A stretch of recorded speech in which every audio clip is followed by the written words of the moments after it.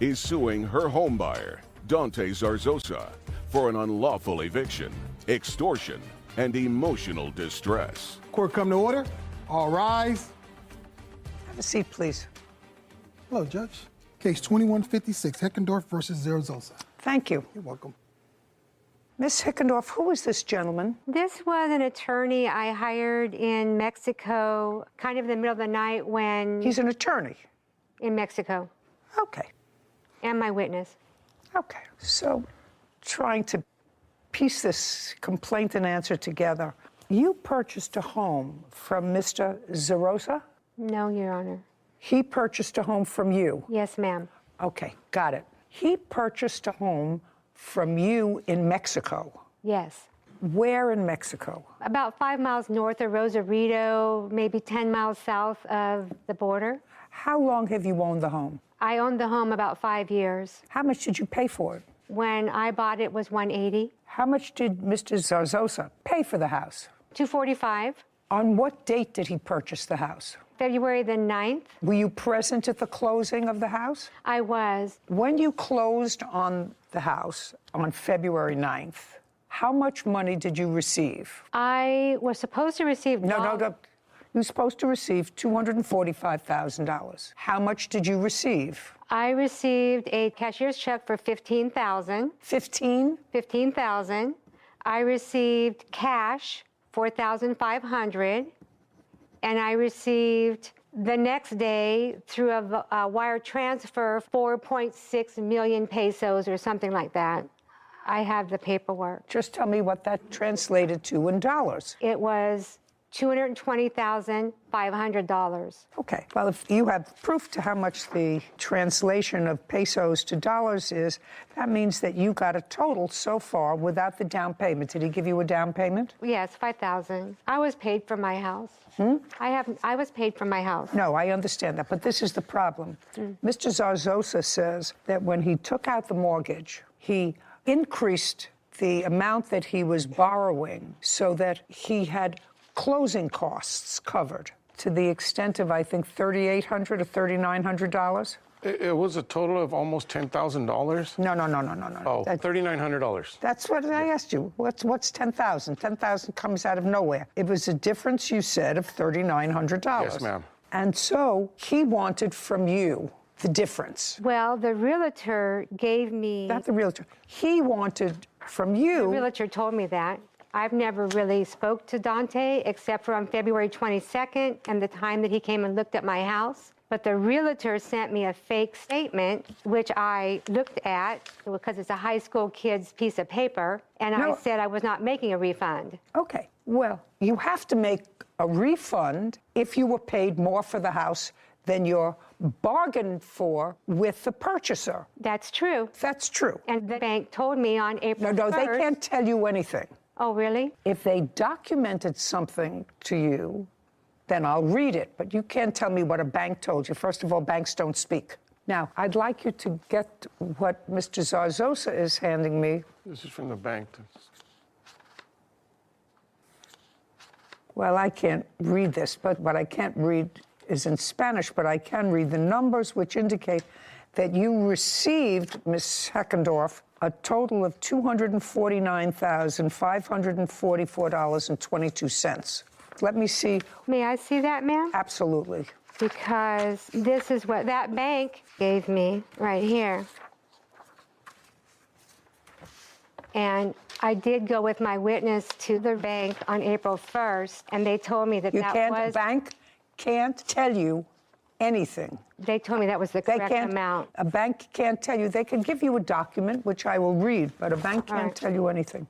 This is not really a case about this contract. Yeah, it is. It started this way. They're saying that that bank sent me the wrong amount of money? Yes. That's what it says. That's what that says. That's what this says. That's what that says. I imagine anyone can write what they want, but I was not paid the wrong amount of money. Well, the bottom line of it was, eventually you gave him back $2,800 of the $39,000 that he said that he was entitled to. Is that correct, No. Ms. Heckendorf? No. You never gave him $2,800? I signed a contract and gave him $2,800 under duress. He took my dogs and my cat And he took my property. I want you to understand what I'm saying to you. When I ask you a question, I expect an answer. You gave him $2,800, and you gave him the $2,800 because he believed and told you that he had taken out extra money in order to cover his closing costs. And you got that money, and he wanted that money back because he was going to have to pay for it through his mortgage. I have never heard that these were closing costs. This is the first I've heard about closing Well, costs. I'm going to tell you this. I'm going to never heard about closing costs. Stop talking. Stop talking. Okay. And I'm keeping it very simple. Okay. You're going to want to keep it very complicated, and I, madam, are going to keep it very simple. So the bottom line is you stayed in the house for free.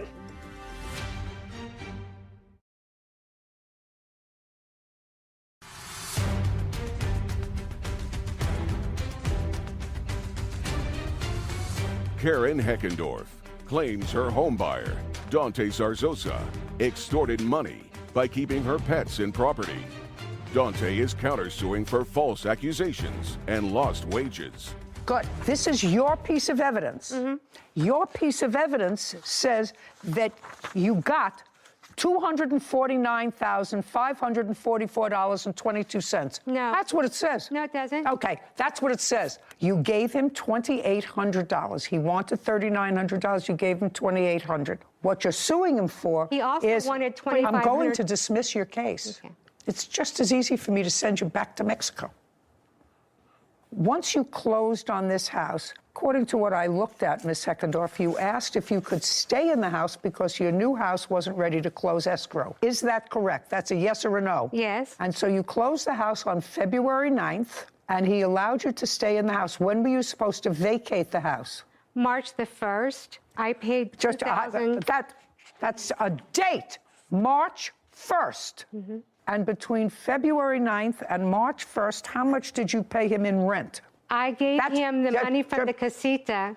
Just a second. Yes. That's an amount between February 9th and March 1st. $2,370. So that was a month's rent. Is that what you received? No, Your Honor. How much did she pay you in rent between February 9th and when she was supposed to vacate March 1st? She would have paid you rent in Nothing. advance. Nothing. Show me proof that you paid him anything for rent on February 9th.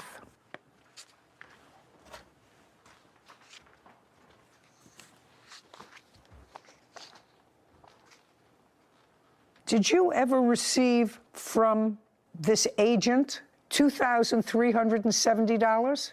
No, Your Honor. Well, do you know who he is? Yes, I do know. That's the realtor that represented both of us on the purchase. And you never received, this was on February 9th. He acknowledges, he signed that he received $1,620 as in for the last month's rent and $750 security deposit, as well as prorated rent of $120. I don't know what prorated rent is for. It was for the end of January. They moved in a few days before. Who moved in? The people that rented the casita. And that's part of the house? Yes. What is that? I have two houses on the property, the one I lived in and the casita.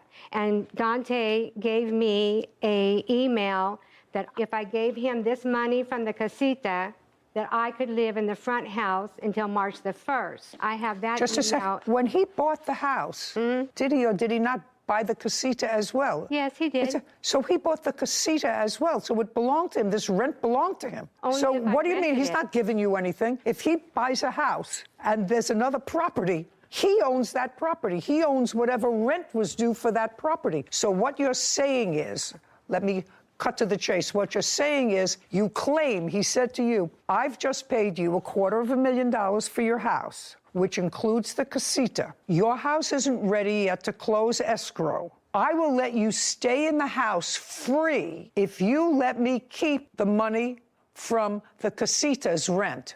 Yes. Oh, And I have fine. an So that email. the bottom line, don't speak, it doesn't look like you're losing so And- far. I may not be finished with you. And So I hadn't rented you're the speaking, casita. you're trying to speak over me. Well- And I'm keeping it very simple. Okay. You're going to want to keep it very complicated, and I, madam, are going to keep it very simple. So the bottom line is you stayed in the house for free from February 9th or 10th until It was supposed to be until March 1st. That was your understanding. You were staying in his house for free.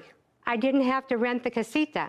I don't care whether you had to or whether you didn't have to. You were staying in your house that you sold to him for free until your new house was ready. That's a yes. I felt that. I don't but care I guess how if you you feel. want to look at it that I don't way, care how you feel. Okay. You sold him your property and you took advantage of a piece of that property, the casita, in order to negotiate yourself a free 3-week rent until your house is ready. Now, you may stand there and look at me in that smug way, but you and I both know that that was a deal you made for yourself. Yes, I agreed. Okay. I agreed to rent the casita ahead of time before I moved out and give him the money so that I could stay in the property until my house closed escrow 1 week. Pretty tricky. May have been March the 6th. Pretty tricky. Bottom line is you stayed in his house for free. Okay. And then what the rest of the case is about is that you claim that he changed the locks on the door before March 1st, and in the house you had your pets, and he held ransom your pets until you gave him what turned out to be $2,800. That's your complaint. He changed the locks on February 28th. Where were you when he changed the locks? February 22nd. 22. Where were you when he changed the I was lock? in my office in San Diego. Okay. And how did you find out that the locks were changed on the door? Dante sent me an email that I found later admitting to what he did, but No, don't. I asked you a question. I was at my office, and he called me on the phone, and he said, "This is Dante Zarzosa, and I have..." My way. He called you in the office. That's how you found out he changed the locks. Yes. That's an answer. Approximately what time did he call you in your It office? was about 6:30, 6:45 in the evening. 6:30 p.m. And tell me what you claim he said to you and what you said to him. "This is Dante Zarzosa. I have your 2 dogs. You're never going to see them again if you don't pay me $3,900. Now, that wasn't the first time you had heard about this $3,900. That was not the first I heard about it on February the 9th. No, the 8th. Sorry, February the 8th, I'd heard about it. And so you told him after that that you would, or you told him, or you told your lawyer, is that you? Yeah, Now that's you me. can stand up. I met him... Shh, don't speak. Okay. On what date did you get your pets back? Well, I didn't actually get them. My friends went and begged for the animals. Don't tell me what they did. They gave them to... And they gave them to my... Stop, please. Okay. Sit.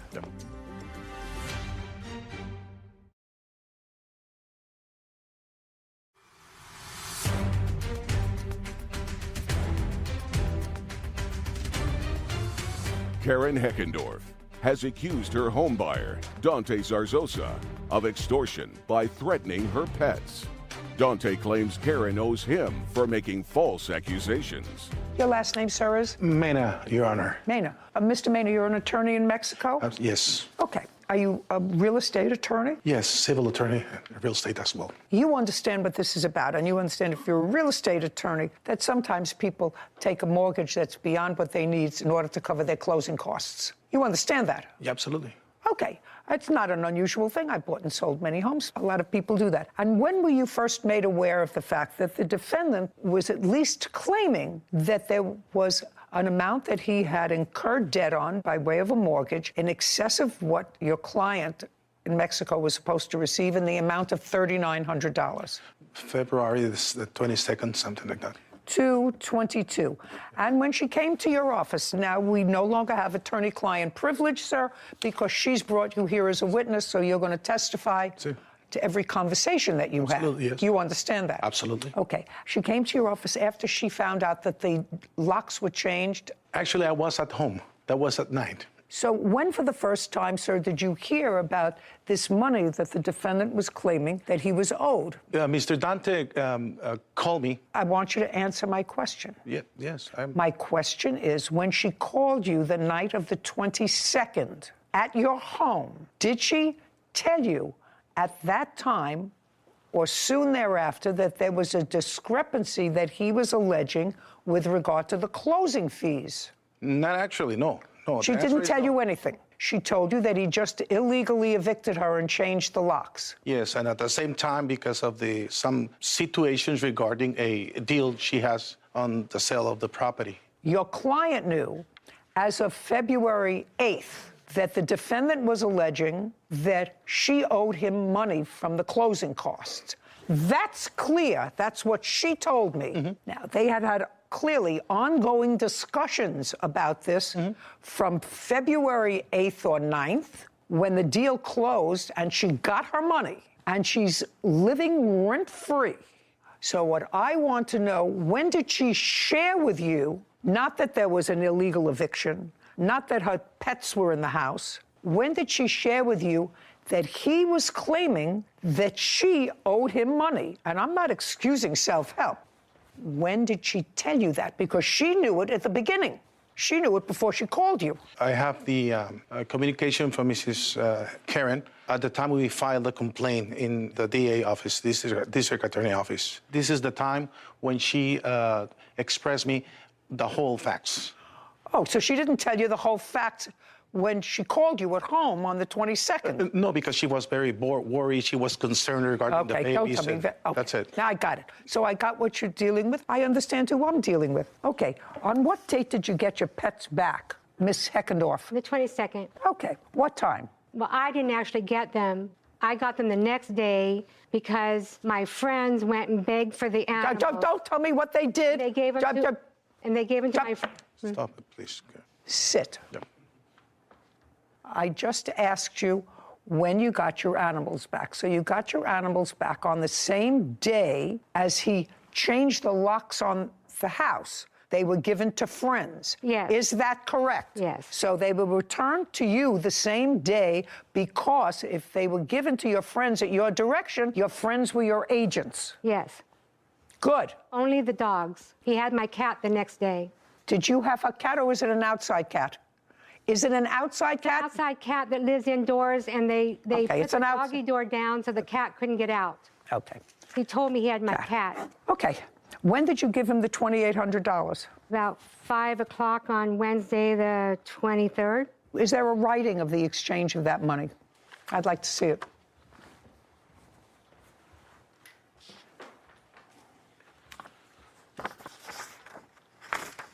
I can't read this. The plaintiff has a translated version. Can I see the translated copy, please? I speak About what? about that paper. Yeah. He was the one that drew it up. He could tell you, Your Honor. No. I want this. Did you draw this up? Can I see it? Yeah, sure. Kevin, give it to him. Thank you. Did you draw that? Yes, I participated. What does it tell me? It's translated. Don't speak. Do you have the translation of this document? Yes, I gave it to you, ma'am. Okay.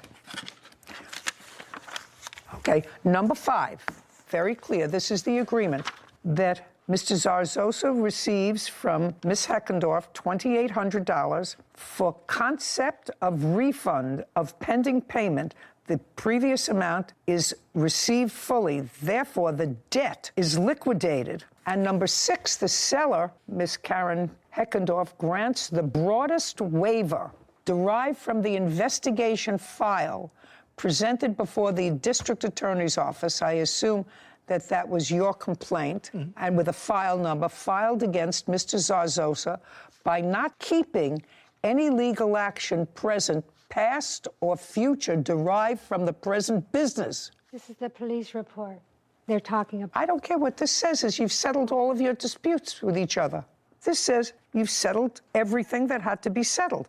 Okay, but what the translation suggests is by this document, each of you understood that you were giving him money. He was not going to follow through with anything that had to do with the criminal complaint or with a criminal complaint against him. You went your own merry way. Am I crazy, or is that what this document says, sir? You are the lawyer. Yes, it says so. That's what it says so. So I want to know why you're all here bothering me. You settled everything. You got back your stuff. You got out of your house. You got your personal property. He has a counterclaim for false accusations and loss of wages as a result of whatever. This document says you've resolved everything with each other. So why are you here? I did not sign that document under usual circumstances. I hadn't had any sleep, and I was coerced. And he said he was going to burn my furniture or he was going to sell it in the year that it would take me to prosecute him under this Mexican contract. Put it down, sir. The case is over. If he wanted to The case sue is me, over. You're a pretty savvy lady, madam. You had an attorney that you consulted. He was there when this document was signed. It wasn't a real estate deal. He was there He when was this... only on this Goodbye. deal We're in the done. middle of the Case is night. dismissed. So is your counterclaim. This Bye. court is adjourned. this was really a case about Dante taking my animals for hostage and extortion. I didn't steal anything. The only reason I agreed to give him $2,800 was because he said he was going to burn or sell my furniture. I'm gonna enjoy my house. Thank you, Karen. That lady was never intimidated into anything. I don't think so either. She knew she had gotten an extra few bucks at the closing. She knew that she was really living there rent-free, which is really very nice. You buy a property, letting her stay there for almost a month. I have little sympathy for him because he resorted to self-help, went to the house, even though he knew she was still there, and changed the locks. But that document clearly indicated that both parties at some point said, okay, enough. I'm getting out of the house. I'm getting my belongings. My pets are back. Yep. Here's your money, and finished. Well, when you make a settlement, you've made a settlement. You don't get to make one settlement in Mexico and another one in California. Carla Sacco is suing plumbers Robbie Shelton and Scotty Foy for water damage. Court come to order. All rise. Be seated, please. Hello, Judge. Case number 2077, Zacco versus Sheldon Foy. Thank you. Welcome. Ms. Sacco, you had some sort of a problem in a shower in your house. Yes, Your Honor. Tell me briefly what the problem was. I had a small dribble coming from around a shower valve that was in my master bathroom shower. Tell me what valve it was. You know, I'm not a... Well, I have a picture that I I'd can like to show see- you. Just make a circle where the problem was. I believe it was the top one. Thank you. Who's Mr. Shelton?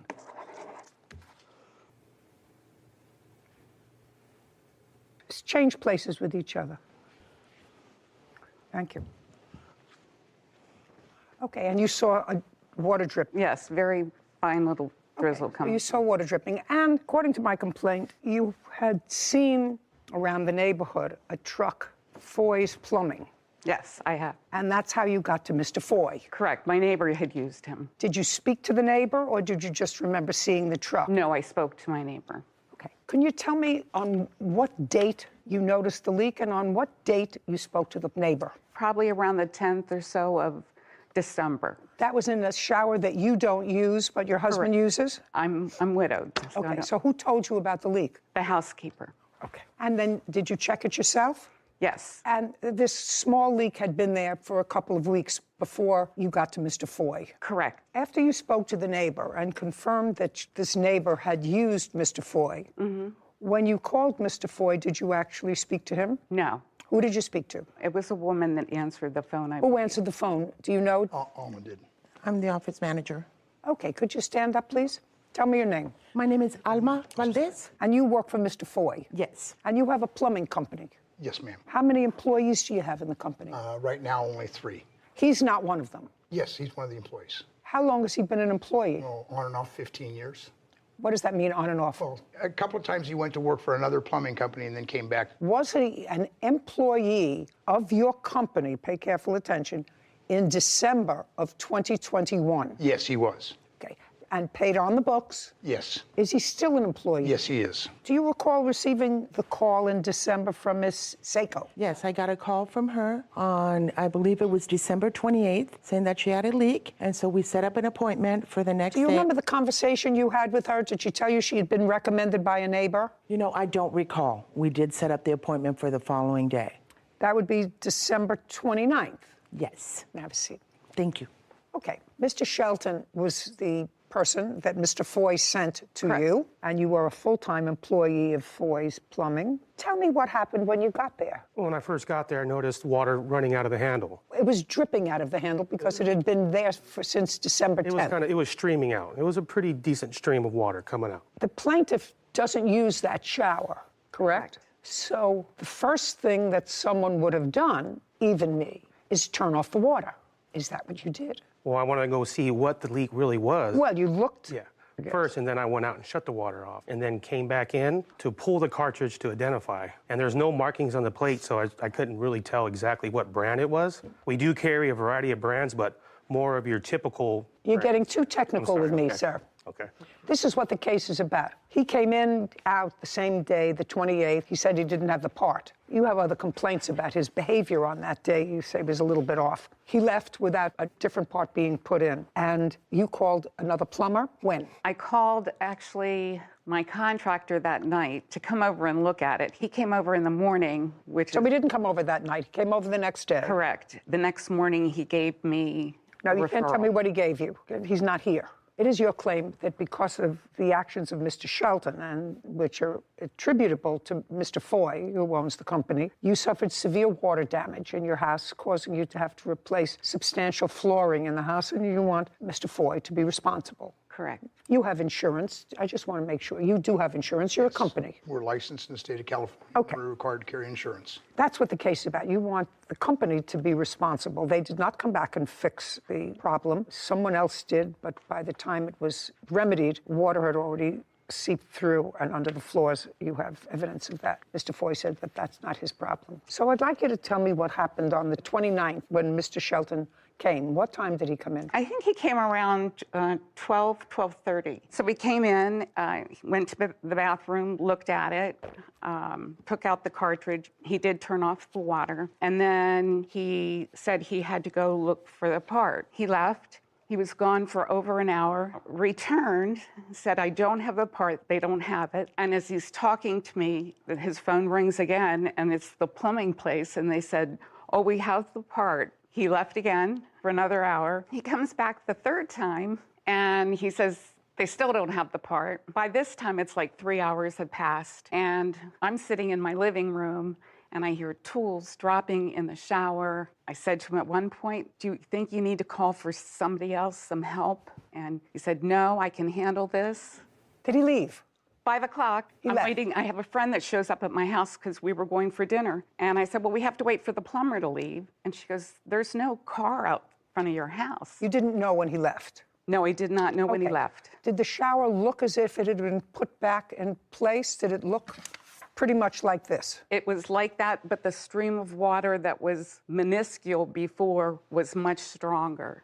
Okay, that doesn't actually help you. No. That hurts you because he said the water was a pretty rapid, is that what you told me? Just one second.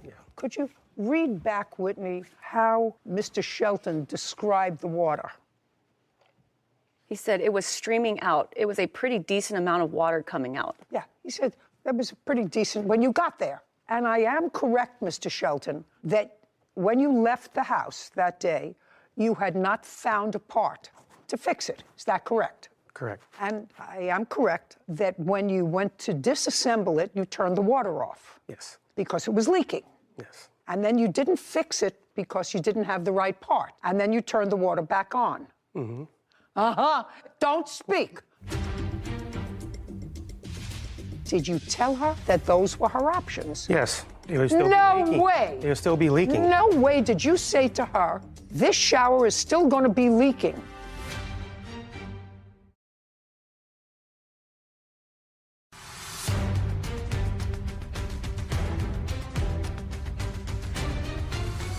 Carla Sacco claims plumbers Robbie Shelton and Scotty Foy owe for damage from a water leak. Now, when you left on the 29th without having put in an appropriate part because you couldn't find it, this leak which caused you to turn off the water because it was a pretty significant leak, you turned the water back on. The reason why I turned the water off, because you had to take the cartridge out. If I left the water on and took the cartridge out, Listen, Mr. Shelton. I know, that's Mr. why I Shelton, turned the water Mr. off. Shelton, you're not being a two-process thinker, sir. Let me explain something to you. I came to California from Connecticut to the place where we live in California. I walked into the master bath, to the toilet, et voila, I see a puddle of water around the toilet. I say to myself, Self, you went to law school. You don't know what this is. But it's not a leak that's coming from the back. It's a leak that looks like it's coming from the bottom. So I called engineering. Fortunately, I live in a place where somebody will come up. They came up right away. The first thing they did was turn off the water. Smart, just like you did. Then they opened up the problem, looked at the problem and said, we need a part. Unfortunately, those are not the same parts that we keep in the hotel. We'll have to order it. Turned off the water. Use a different bathroom. For the 2-3 days it needs to get the part. You weren't there.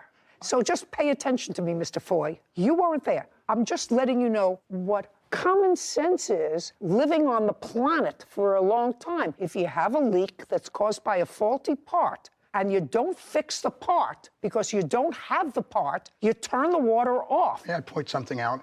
He had to turn off the water to the whole house because there is no shut-off to the shower. Just a second. He had turned the water off to the whole house, and he put this cartridge back before he turned the water on. What difference does it make if he put the cartridge back? He has taken the cartridge apart. No. In order to see what it was, he took it out of the wall. He took it out of the wall, but it does not take it apart. Mr. Shelton, if your employee, and if what you're saying is accurate, which I don't actually think is accurate, because every room in a house usually has a turnoff valve, especially in the bathroom, so you don't have to turn off all the water to the kitchen and to other bathrooms, perhaps. If there's a problem in the shower, there's a master lever for the whole house, and then there are smaller levers for each. For everything except the shower, ma'am.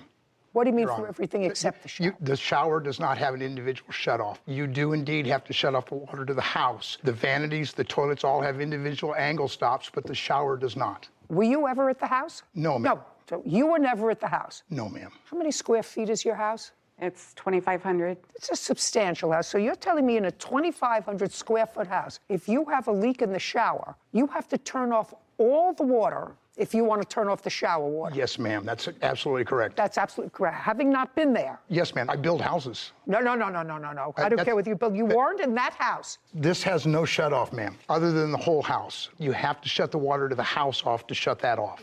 So now here's my question. Did you tell the plaintiff that she had two options, either to shut the water off in the whole house until you could get a part because there was still a leak, or you could leave it on, but you have to watch it because according to you, the water was substantial that was coming out. She said it was a trickle. You said, oh, no. It was a steady stream of water. And that was before you started messing with it. So my question to you is, did you tell her that those were her options? She's not a plumber. That you either had to turn off all the water in the house and you would return the next day with a part, or you could leave the water on, but it was still going to be leaking. Did you tell her that? Yes. It would still be leaking. No way. It would still be leaking because it was leaking when I left. No way, Mr. Shelton. No way did you tell her that. No way did you say to her, this shower is still going to be leaking because I can't shut the water off just to the bathroom. I have to shut off all the water in the house. If you're trying to sell me that story, I have a bridge I want to sell you because I don't believe it. There's no way to isolate that valve? I didn't ask you that. When it comes to the shower... You were never there. Or the tub... Just a second. You can't turn it off individually. You were never there. I have this question for you. How many bathrooms do you have in your house? 3. When he left the first time and he shut the water off, did he indicate to you that you couldn't use the water anywhere in the house? Yes. I believe he told me at first that he was going to shut off the water to the house. Okay, so you knew. So you couldn't use any other of the toilets in the house? No. Okay, you may be getting better. When he left, did you use the bathroom? The answer is yes. Yes. So you knew that the water had been turned back on? Oh, absolutely. In the house. Just a minute. So you knew the water had been turned back on in the house, even though he didn't tell you I'm turning it back on. You knew. And you knew that he hadn't fixed the problem. Correct. So you knew that you better watch this, which is why you called your contractor to come and look at it. Correct. You're getting better, Mr. Foy. You're coming into a better place, you see? Things work themselves out. Now, you know that the water is still dripping. You know that there's still a leak. Correct. You know that if you use the water, that water is still going to be a steady stream coming out. You didn't get another plumber there until when? The next morning. Oh, that's your contractor. You said he came the No, next I morning. got a plumber there the next morning. Okay, and they came, and did they fix the valve? They had to open the wall to cap off the hot and cold water. So it was a big job. It was huge. I neglected to say it in the beginning, but when he took the shower valve off, he looked in the wall and he said, "It's dry in there, you're lucky." So that next morning when I walked into the master bedroom and I was walking in wet, I did call the Skywood. Now tell me where you felt it when you walked into the master bedroom. Do you have wood floors there or carpet? It's all wood. And it was right as I got to where the bathroom and the master bedroom meet. There's no door. So it was outside that it was wet. I thought my dog had an accident on the floor. And prior to the 29th, it's not getting to look good for you again. Prior to the time Mr. Shelton... May I clarify? The room that she's talking about, the shower's here. Robbie's working in the shower where it's all tile. You weren't there. And we never went into her bedroom. Yes, you did. You have to. You can't tell me that because you weren't there. Is the bathroom adjacent to the bedroom? So to get to the master bathroom, you have to walk into the master bedroom and make a left. Okay. Now, Mr. Shelton, you recall saying to the plaintiff, when you looked in the wall, "You're lucky it's dry in here"? I said it looks dry. I'm not next. Just a second. Mr. Shelton, you wouldn't have said to her, "It looks dry in here, I'm not an expert." An expert on water damage. damage. Yeah, I didn't. You can't really see into that wall because it's tiled, right? You can't really look into the wall unless you open it, but there was no reason for me to open it. Evidently, you're wrong. Either you were wrong that it was dry, or when you put things back together again, something didn't work. After he touched it, it was no longer leaking in the shower.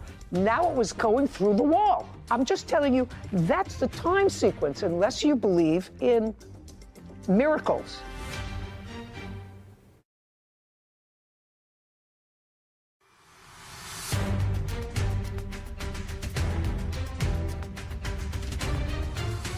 Carla Sacco has accused plumbers Robbie Shelton and Scotty Foy of causing water damage to her home. Robbie and Scotty claimed the leak had been there for weeks. Mr. Foy, you have a lot to say for someone who was never there. Someone who's been a plumber for 40 years. Just a second. I've been alive with houses for longer than you've been a plumber, right? And there are certain things just from being on the planet. This leak was first detected more than 2 weeks before your plumber got there, right? That's what she says. However, within that 2-week period, there was no water damage to the wood. The only time there was water, listen, you can shake your head all you like. This is the timeline. We got called because there was a leak, ma'am.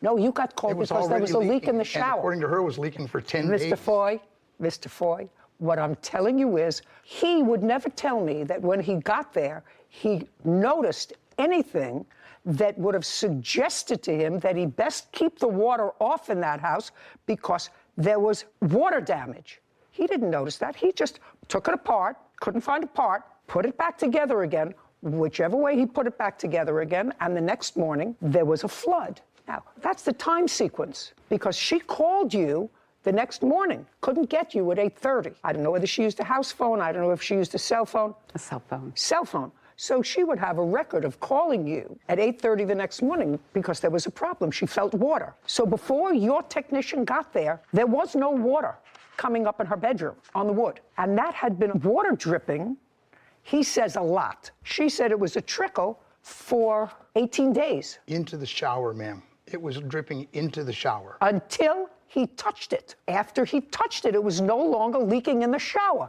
Now it was going through the wall. I'm just telling you, that's the time sequence, unless you believe in miracles, things that, just happen. Something had been going on for 18 days, and there was no incident of water damage in her bedroom. Your technician comes, doesn't fix the problem, but takes it apart, puts it back together again.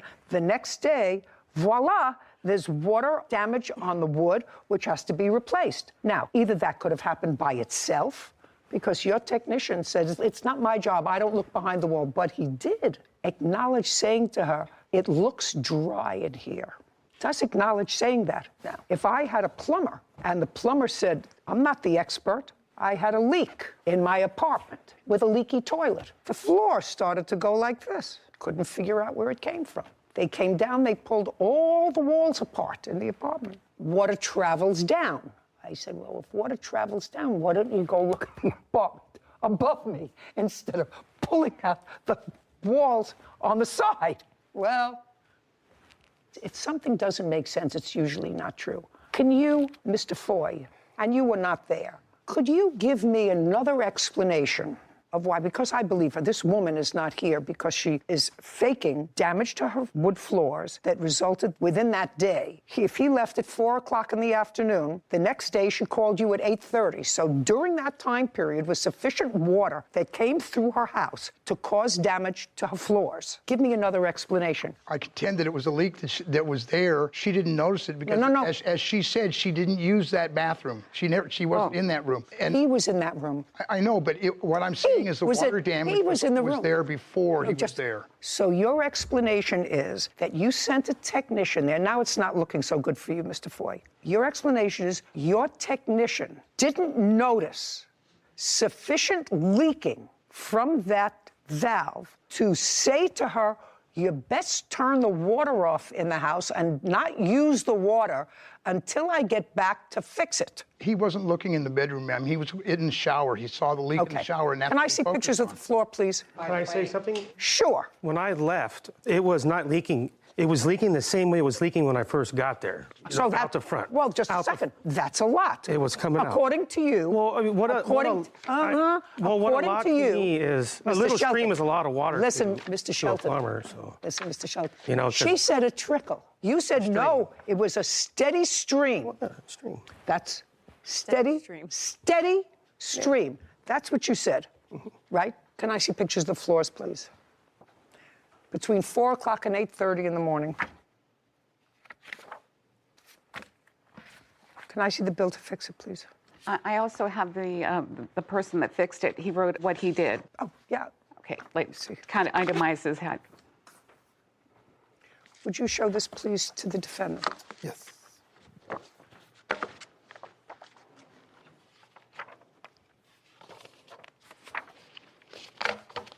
Thank you. So, Mr. Foy, I assume you have insurance. You should have used it because I think you're responsible for the damage to her floors. And I think that was done because your technician did not do an adequate job of protecting it between the time he found the leak and between the next day. Nothing else makes sense to me. 3589, judgment for the plaintiff. We're finished. Thank you. This court is adjourned. I don't really agree with it because it was already leaking before I got there and she admitted to it. I'm just thankful this is over. That is a wood floor. Water could have been underneath the wood floor and not showed itself. You would think once they pull the floor up, there would be mold. I have nightmares about leaks. Got justice today, thank goodness. So, you tell me that there are houses that you know where there is a master switch. Yes. That you have to turn off for the shower. I know it can be expensive to have all the valves in your house be the individual shut-off valves. I do think it's safer, but honestly, not everyone has the luxury of being able to afford them. Even if that's the case, you should give the homeowner who called you, say, listen, there is a leak here. I can shut off all the water until I return tomorrow, so you won't have any water in the house overnight. He didn't give her that option. And I honestly believe that what he did, according to the second plumber's report, was accurate. He didn't put that valve back on the same way as it was. So between 4 o'clock in the afternoon and the next day, which is 15 hours, that water was gushing from the inside where it had not before.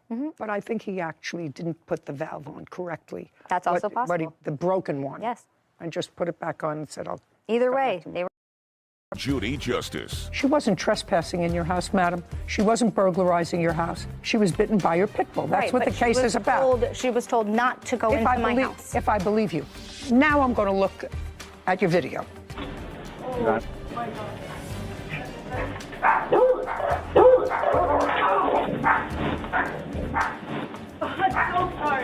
She even said it was her fault. It wasn't her fault. It was your fault. You had the dangerous animal. How is it my fault? I told her not to go in my house. Don't ask me any questions, madam. And now, the conclusion. Mila Bazin is suing her former employer, Sarah Adams, for lost wages and pain and suffering after being bit by Sarah's pit bull. Okay, my issue actually is, in addition to everything else, Why would a seemingly smart woman have a dog that she would have to warn people about to come to her front door? Why? I say to myself, why? I don't understand that. And when I was preparing for this case today, looking at the complaint and looking at the answer, I could do a little multitasking. I was reading the newspaper. This is today. A 7-year-old Louisiana girl was mauled to death by a neighbor's pit bull after it ran into her family yard. The name of the person is here. A child was playing outside her East Baton Rouge Parish home Friday when the dog barreled onto the property and viciously attacked her. Family member tried to stop the dog by hitting it with a walking cane, but the animal couldn't be deterred. First grader suffered multiple bites to her face and severe skull damage. She died. The dog was euthanized. The dog's owner told the officers he wasn't home during the attack and regularly lets the dog roam the neighborhood. He was charged Saturday with homicide. Yeah.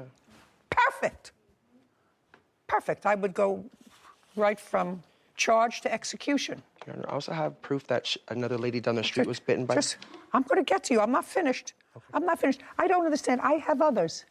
Because it looks like you look like dog-sitting mom killed by pit bulls. North Carolina woman was mauled to death by 2 pit bulls she was dog-sitting for after the mother warned her to stop watching the animals, according to reports. That's all. Husband came home, found her in the backyard being eaten by 2 pit bulls that she was watching for her son. I don't understand. I have more, but I won't bore you with more. So I don't understand why intelligent people have a dog that they know is capable of killing somebody, of just turning and killing somebody. I don't understand it. I think, insurance companies can legally discriminate against people who have pit bulls by saying, we're not going to insure you. And there's a reason for that. But, Your Honor, I told her before she left not to go in my house. My dog was not outside. My dog was in my home, protecting my family. I want you to look at the video again. And unless your daughter is a moron and can't follow your instructions, she did not say to her, wait outside. I understand that. Just a second. She saw her. She was in charge of your home that day. She permitted her to come in and put the drink down. She did that. You want to watch the video again, or do you acknowledge it? I don't need to watch So the you video acknowledge it. So I don't care what you said to her. When she got there, the circumstances were such that your daughter, who is taller than you are, was very happy to have her come in instead of saying, you're not allowed to come into my house because we have this vicious dog. She's not vicious. Oh, yes, a dog that bites somebody that's coming in with... She was protecting my children in my home. Just a second. I understand what you're saying, and I'm saying to you that she came in with your daughter within inches from her. And your daughter, when she opened the door, didn't you see the dog? No, I didn't realize. What? You didn't realize? No, it happened so fast. When I entered the door, I then realized, so I came back to rush to stop Mila, but she already got bit. It was too late. So it is my fault. Right! It's not your fault. I love that. It's too bad that you can't teach that to your mother. It's really too bad you can't teach your mother to say, it's my fault. I have a dog that can be vicious. And so far, the dog has not been vicious to my children. I hope for your sake and your brother's sake that one day the dog doesn't get annoyed with one of your brothers. I just hope. I mean, this lady was about your size, the one that was killed by the 2 pit bulls. An older lady. So I'm hoping your mother chooses to have that instead of double locks taking care of her children. Great. But then she has to pay the consequences. I mean, I have to tell you, I'm old. I'm very old. I'm probably the oldest person that you know. I have never read one article where a Shih Tzu killed a person. That's why I have Shih Tzus. You have Chihuahuas? Yes. I've never heard about a Chihuahua killing a person. Ever.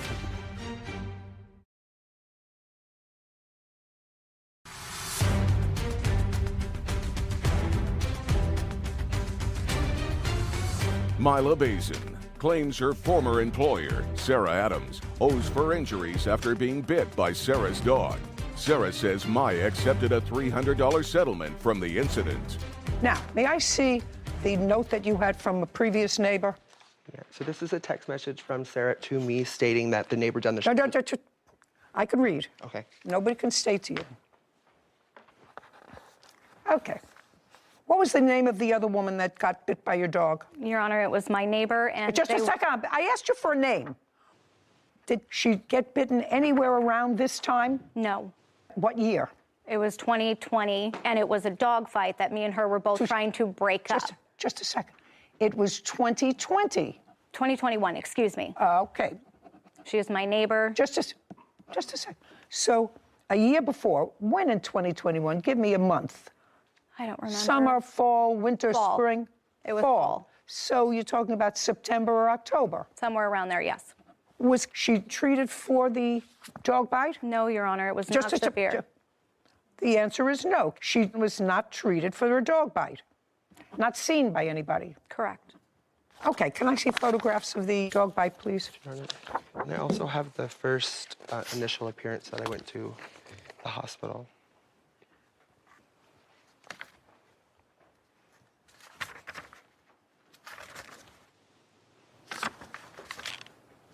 Now you can step back up. I have another question for you. Now you were there. I heard you say from inside, "Oh, I'm sorry, I'm so sorry." Is that right? Yes. Yeah, at least twice. Now, after this happened, what did the plaintiff do? No. After this happened, just you and your two younger brothers were home. What did the plaintiff do? She was sitting outside on the porch. We came and gave her some towels. Who's we? My brother. So you got some towels. I saw she asked you for some towels. Mm-hmm. And then we tried to give her some Band-Aids. Put the paper down. You're annoying me. She said, just let me come in. So I put away the dog. She said what? Just let me come in. So I put away the dog, and I put her, she was in my mom's bathroom, and we were finding Band-Aids and rinsing it off. And then I didn't ask you a question. Now, she's in your mother's bathroom. She's trying to clean it up, and you put the dogs where? We have kennels for them, cages. And kennels? Mm-hmm. Okay. You have kennels for them that you put them in at what time of day? Or when anybody is coming over? When do you use the kennels? We use them when we leave, or about to leave, or if somebody's coming over that they haven't met. Okay. Now, you knew that the plaintiff was coming over. Your mother had told you the plaintiff was coming over. Yes. Okay. And did your mother tell you in that phone conversation, would ordinarily ask, because I know I live with people your age and a little bit older, when is McDonald's going to be here? When is it going to be here? Did you ask your mother that question? No. Did she give you any indication about how long it would take? No. How did you know when plaintiff arrived? The car pulled up. So you were looking outside for the car? Yes. Great. And when were you looking outside for the car? You knew the food had arrived. Yeah. You went outside. Yes, I closed the door right behind me. Of course. You closed the door behind you. You went and got the food. There was extra food. She was clearly following you, and you clearly saw that she was following you into the house. No. Well, by the time you got to the front door, you want to see it again? You turned around, you saw that she was there, behind you. That's when I went in the house. That's No, right before. Right before. Play it again, Sam. She's now out of the car. You're calling your brothers. Turn around, you look at her and smile, say nothing. She walks in, so you say nothing to her.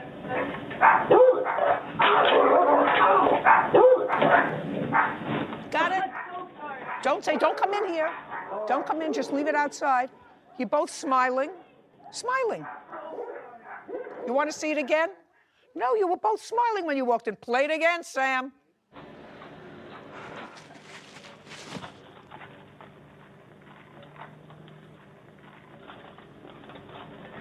Got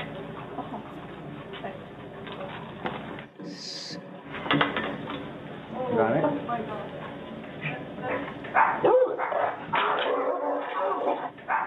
Okay, thank you. Got it? Got it? Yeah. Okay, That's when very I good. realized. Ms. Bazine, quite frankly, the only thing that's distressing to me about your complaint is that you're only suing her for $3,500. That's the only thing that is, you know, as far as I'm concerned, you could have just as easily been really seriously injured. And to me, people who will keep an aggressive dog, that's an aggressive dog, at home for whatever reason, especially a breed that has been determined to be a potentially dangerous breed of animal, deserves any consequences. This guy, this 20-year-old idiot, is going to jail. If I was sentencing him, he would go to jail for a very long time as an example. Maybe you have to set examples for people who allow innocent people to get killed because they like a particular breed of dog. I mean, I have to tell you, I'm old. I'm very old. I'm probably the oldest person that you know. I have never read one article where a Shih Tzu killed a person. That's why I have Shih Tzus. I've heard them, they nipped my finger maybe, you know, they ripped my stockings, they ate the furniture leg, but I've never read a piece. You have Chihuahuas, you have Chihuahua. Yeah. I've never heard about a Chihuahua killing a person, ever. Ever. So if you're dumb enough to have a dog, you have to accept the consequences. This guy is going to accept the consequences for his stupidity, for letting his pit bull roam around, by going to jail. And you're going to accept the consequences by paying the exact amount that she's requesting, which is $3,500. Your counterclaim is stupid, and it's dismissed. Your Honor, and I'm done with you. Your Honor, we had an agreement that she signed. Done with you. We had an agreement that she signed. I was very high on narcotics and coming under the influence of coming out of the hospital. I do not remember signing this. And if it was for her to make me feel better because of what happened. I'm sorry, Miss Bazin, that's not going to fly with me.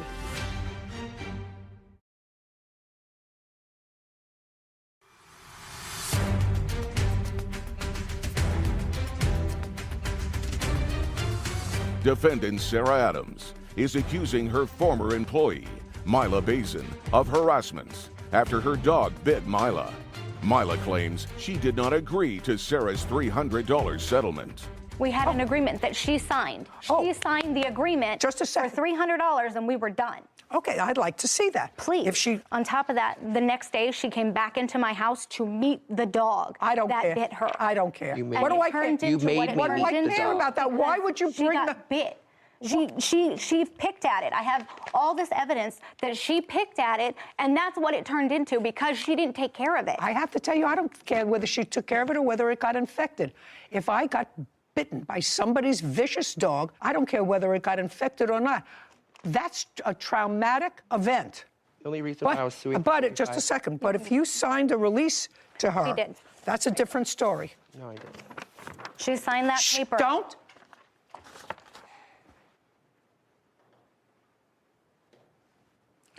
Why did you sign this? This is clear. First, Kevin. Can I see it, please? And when is it dated on? Well, it says this agreement settles a dog bite that happened on 7/18. This was signed in October, November. If you shout out again. Because I was missing all my money. I was not getting paid. I needed something from her. What do you mean? I don't understand what you mean you weren't getting. Here. Is there a date on this? And I do have other things that she signed if you need to verify the signature. I was very high on narcotics and coming under the influence of coming out of the hospital. I do not remember signing this. And if it was for her to make me feel better because of what happened. I'm sorry, Miss Bazin, that's not going to fly with me. Well, that's not going to fly with me. If you accepted the $300, no, I didn't. Pay careful attention to what I'm saying before you answer. If you and the defendant in any action can at any time, even without a lawyer, if neither of you have a lawyer, I'm speaking, can settle a claim if they wish to settle a claim before getting the courts involved. That can happen. And that should happen in many instances. I'm not quite sure this one, but it certainly should happen more often than not. You settle for less than you were entitled to. You settled for $300. Did she give you $300? No, Your Honor. May I see that document, please? She did not. Okay. Let's see whether Also she did. referring to a car battery? No. Let's not get ahead of ourselves. I agreed to give Mila $300. Did she give it to you? No. Show me that you gave it to her. And when? I gave her cash. It's on camera at work. I handed her at work with my boss there. My boss, you can call him right now. I'm not calling your boss. Listen to me. I'm not calling your boss. That's your problem to prove it. I also helped her when her car broke down. I don't paid care. for a battery. I don't care. I paid for Listen lift to me. rides for her. I don't dog care. bit me. Shh.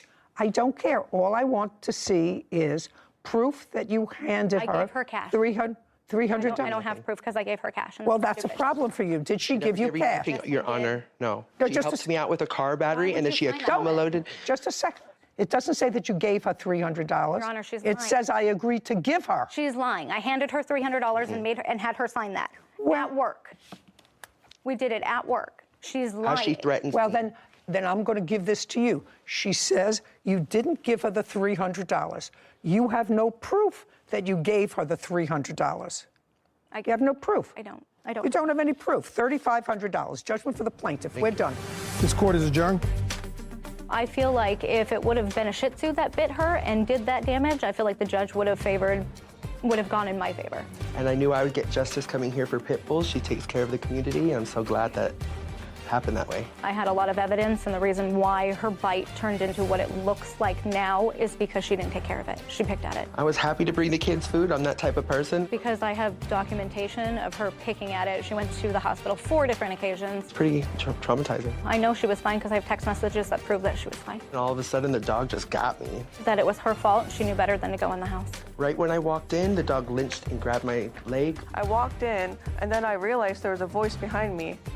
I went back and saw that Milo was back, and she got bit by that time, so I went to go help her. Locked its jaw. The burnt tooth went really far down deep. Me and the baby girl both had to hit the dog to get him off of me. I picked up the dog, and I put her in her kennel. Very terrifying. I still have PTSD, and even watching that video was shocking. She was constantly complaining about the dog bite to myself, my boss, slandering me every chance that she got. Absolutely ridiculous. And I said, Mila, look, this needs to be settled once and for all. Bullied me and put me in a position, cornered me, and made me do what she wanted to do. She was my boss, so whatever she said, I had to do. What do you want? She said, give me $300 and I'll sign something saying we're done. So that's what I did. I don't know. Some people are different. So I just wanted to point out a distinction in the articles that you brought in. I know you've been hearing these pit bull cases for decades, and so I understand your outrage every time you see one.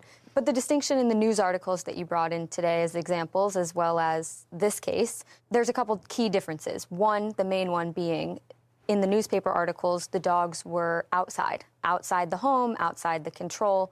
And in this case, the defendant wanted to make it especially known that the dog never left her home. However, from a legal standpoint, it's a more egregious charge if you allow your dangerous animal out and about in society without any sort of warning. However, just because it's inside your home doesn't absolve you from that responsibility. The plaintiff was still an invitee into the home. Like you had said, the daughter had every opportunity from the street all the way up the sidewalk, all the way onto the porch, and even into the screen door that you can see on the video opened up. Never once said, oh, just wait outside. Even with my own dogs. Or leave the food on the porch. Even with my own dogs, golden retrievers, sometimes I never know if they're going to be overexcited. I say, just hang on 1 second out here. Let me make sure they're good. And I make sure they're happy, whatever. And then I say, come on in. So she had every opportunity to do that, and she didn't. So like you had mentioned to her, it's not like the plaintiff was a trespasser or trying to steal or trying to harm her children.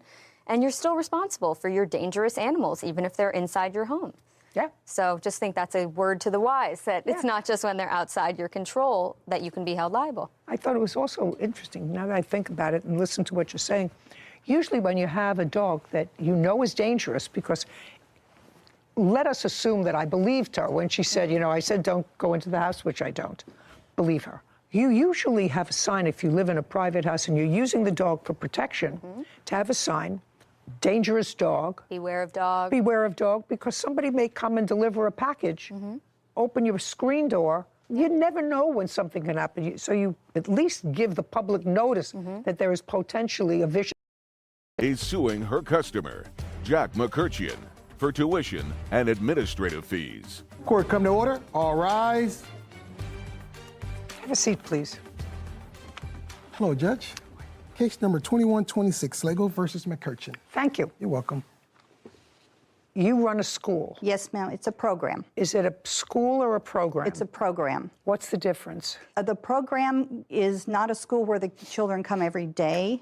They come twice a week. Parents. They come twice a week online. No, we are in person. In person, yes. Okay, so twice a week they are there at a brick and mortar place. Yes. And how long have you had this program? We actually started this program during the lockdown in 2020 spring. So this is at the end of our first semester of our third year. Okay, and tell me, who runs the program? I do. You have an educational background? I do. I have a master's in education. Does anybody run the program with you? I have a staff, but I'm the sole director. Is this an annual program? We do operate on a semesterly basis as far as payments, but the classes just roll over from first semester to second semester. And is there a contract? Yes. Okay, and you're going to show me the contract that the defendant signed on behalf of his son? Yes. Because that's what this case is about. Yes. The only interesting part of the case is your son was enrolled in the program. He was terminated from the program for, let's say, misconduct. That's true.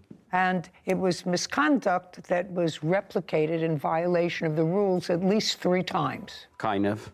Not kind of, at least 3 times that you acknowledge. Okay. That's not an okay. That's not an okay. not. That's either a yes or a no. I mean, I read about 3 instances of cheating. You acknowledge that in your answer. Well, it's different. It's different. You mean he cheated differently? No, he didn't cheat Yes, well, that's what- differently. I mean, I can explain. It was explained in the papers. Okay. And you weren't there, so you can't explain. But you acknowledge the fact that he cheated. He was given a warning. You were advised. He cheated again. You were given a warning, and he was allowed to continue. On the 3rd such event, the school terminated him. Is that what I read? Yes, ma'am. And that's what you acknowledge in your papers? Yes. Yes. Okay, well, that's a yes. And he was within a semester. You had paid the tuition and then tried to reverse the payment because you paid on a credit card. Yes, I paid with credit card, yes. Okay, and then when you got the bill, you challenged that payment, which you had in fact received, and whatever you told the credit card company as a result of what you told them, the payment was reversed and taken off your credit card. That is correct. Right. And so they are here now seeking that tuition payment from a court. That's why we're here, to see whether contractually, because this is a breach of contract action, you were obligated to pay the tuition even though your son was not in the program because he was dismissed for cause, which you acknowledge. Are we clear on where we are? Yes, ma'am. Yes, ma'am. Good. So now I'm going to look at the contract.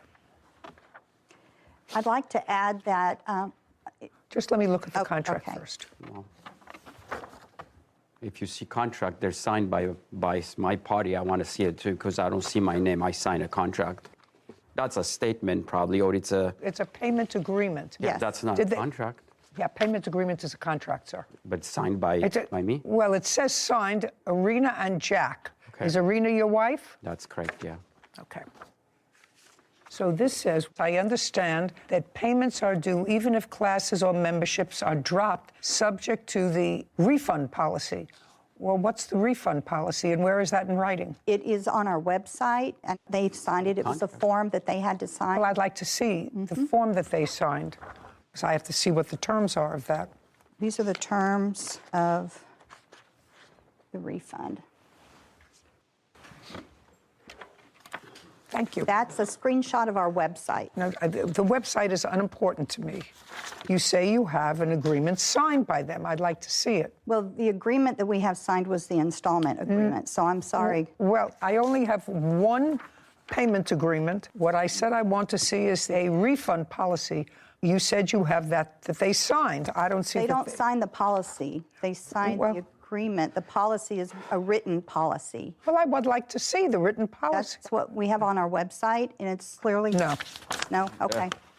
No, what you have to do is you have to incorporate something by agreement in this contract. If you say the refund policy as outlined in the website, because other than that, it's meaningless. Okay. You know, you're saying we have a refund policy, and we assume that you looked on the website to see what the policy is. We also do go over it in parent meetings with the parents.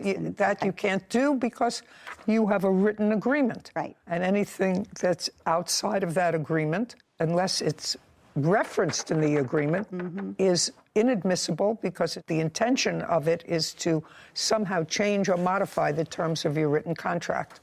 Okay, so in what month did the defendant's son start the program? In August of 2021. And it runs in 2 semesters. And when was he terminated? He was terminated in February of 2022. You were in a semester program? Yes. So am I correct that the first 2 episodes of cheating were in the first semester? Yes. When? The first one was early in November. It happened to be the 3rd week of our 2nd semester. The next one was a couple of weeks later in the same month of November. Okay, so the semester had started. Mm-hmm. Uh-huh. Semester. Yes. And on what day in February was he terminated? He was terminated on February 24th, I believe. Yes. And when you terminated, the defendant, I assume, paid the entire semester's tuition for the 2nd semester. The 2nd semester, he signed the installment agreement, which is what you have there. This is a payment agreement. Right. That's it. He agreed to pay in installments. No. It says, I agree to pay all charges by due dates according to the payment plan. I don't have a signed payment plan from anybody. Do you have one? I'm sorry. That's what we use for our signed payment plan. Well, you should use something different. This is not a payment plan. This says he will pay according to a payment plan. I'm looking for the payment plan. You pay by the month, you pay by the semester. How do you pay? It's a semesterly fee that's broken into 4 payments, so they don't have to pay it all up front. Okay. They can choose to. But and so when was the defendant's last payment? They paid through the semester. Through what semester? 2nd semester. Okay, so they paid in full? Through the installment. So what happens is they agree to be automatically billed. And so every month, a certain amount comes out. Just a second. So what you're saying is when they sign up, they give you authority to pull out from their bank. Yes. Whatever the tuition is for that month. Right. Okay. And according to your records, when was the last payment that you received for the defendant's son prior to terminating him? Prior to terminating him, we received a payment in February. And you terminated him on February 24th? Yes. How much was that payment? It was, have it right here. You know what? I don't know. $350 every It's month. $300, that's right. $350. I know, I got charged the extra month, so I know the number. Okay, so it was $350 that you paid the beginning of February, and he was there in February. That is correct. Okay. In what month did you dispute the charge? Well, No, not well. I said, in what month? May. I only realized in May she's been charging. Just a second. He was plagiarized by teachers. It was plagiarized by teachers. He was given notice because he lied on a test by teacher, yeah? But it's not exactly what happened. They're not in the business of expelling children. They're in the business of keeping children in school. But you really have to get this through your head.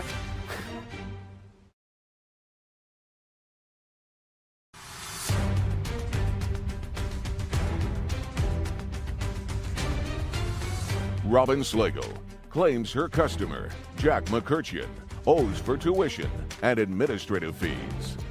So you paid in February, and your son was there in February. That is correct. Did you pay in March? It was taken out of my account without me knowing, but yes. Is that $350? That is correct. And did you pay in April? I did pay in April. Okay. Now, the May payment, is the May payment the payment that you canceled? No, on the May, I also paid for a May payment. Looking at my statements, I said, why are we paying for the child? He doesn't go to school anymore. And that's when I called them. And then I called my credit card company, explained to what happened. They said, we are going to charge the money back to your account.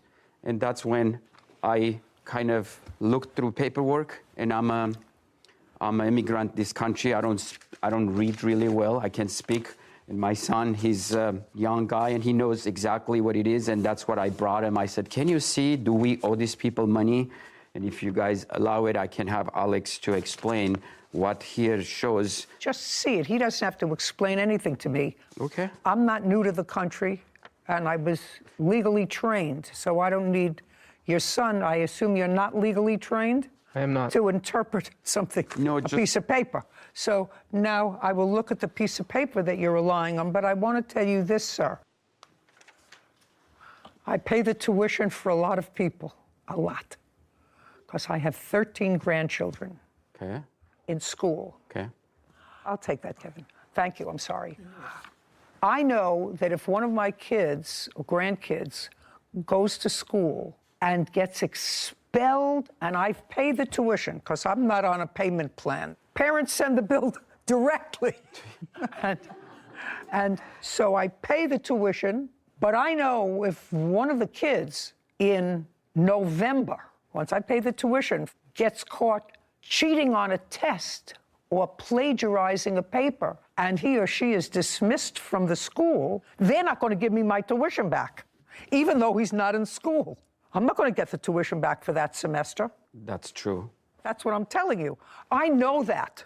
So now I'm going to see what you want me to read that suggests that in this case, even though your son was terminated for cause from the school for cheating. Dismissal versus termination is different. No, it's not different at all. It's the exact same thing. Dismissed, terminated, expelled, all the same thing. If you look them up under synonyms for each other in the dictionary, you will find they're all the same. He was excised from the school because he cheated despite multiple warnings. So he was expelled from cause. I just want you to understand that. Did you go to college? Currently enrolled. Currently. Stand up.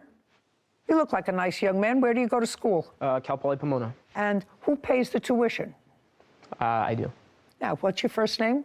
Alex. Now, Alex, you do know that if you got expelled from college for cheating in the middle of a semester, you wouldn't get your tuition back for that semester. You do know that? Correct. Okay, that's all I want to know. Well, that's what we're dealing with here. Could I add something? Sure. Well, according to their honesty policy, they made a clear difference between dismissal and expulsion. I'm going to look at it. Okay? Okay.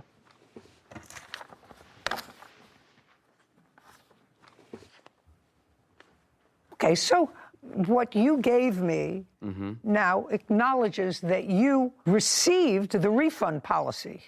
Thank you very much, because she wasn't able to prove that she gave it to you, but now you gave it to me, so I know you were given the refund policy when you enrolled your son in school. So we weren't given, but it's something they have it on their website for you to... Just a second. Well, then you look. You don't have to sign. Then you looked at the website. You gave me this. Do you understand? That's what I mean, legal. I went and tried to understand. Well, you should have done it before. Well, you were perfectly capable of doing it before. I signed a contract. I signed and I explained everything. You just told me 5 minutes ago that you didn't sign any contract. Well, now you acknowledge that you signed the contract. I'm just reading this that you gave me. A contract has to be a complete contract. If just there a is second. something. For somebody who's, not here, not from this country, and doesn't understand things, you seem to understand things very well. I know the contract has to be completed. Well, that's very good. A lot of people don't know that. So if I give a contract for a statement, then I say, go in my website to read about our refund policy. That's not part of the contract. That's their rules, no? I didn't sign refund policy. You don't have to sign a refund policy. You just have to be aware of it. If I don't know how to get into a website or don't know. You gave me the evidence. But this was done after everything done. I looked into it. Okay? You were certainly aware of how to do it, either before or after. When I sign contract with someone, I disclose everything, and they initial, and they get copies. I get copies, and that's a legal bonding contract. Good. What law school did you go to? None. Well, there are two things here, but the final piece here says, the consequence for academic dishonesty or plagiarism is a score of 0 on the assignment and possibly dismissal from the class. Okay. So your son did that in the first semester at least twice. Repeated dishonesty can result in suspension or expulsion. Now you can stand up because your father says he doesn't understand everything. I think he understands everything just fine. But in case he wants to have you there.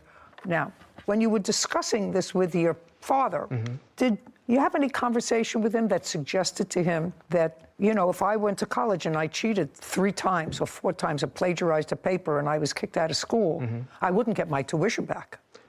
Did you tell him that?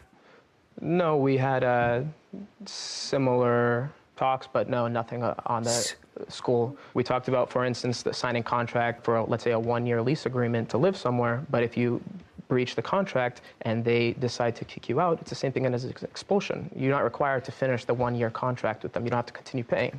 If they decide. What are you kidding? I am not. If you get evicted from a property, do you have to continue paying the entire year's lease? Yeah. If you breach a lease, he or she can evict you. And yes, you will be responsible for the remainder of the lease. Oh, I was unaware of that. Yes, you will be responsible for the remainder of the lease. You have to understand, and your father has to understand, the reason that he was expelled is his fault. And the reason he was expelled had nothing to do with them. It had to do with your father, because you were put on notice that he was plagiarizing and cheating on tests. If what you're suggesting is the 3 times that your son was caught cheating were the only times he cheated, you're deluding yourself. He got caught 3 times. Because if these were the only 3 times that he cheated, he is the unluckiest person on the planet.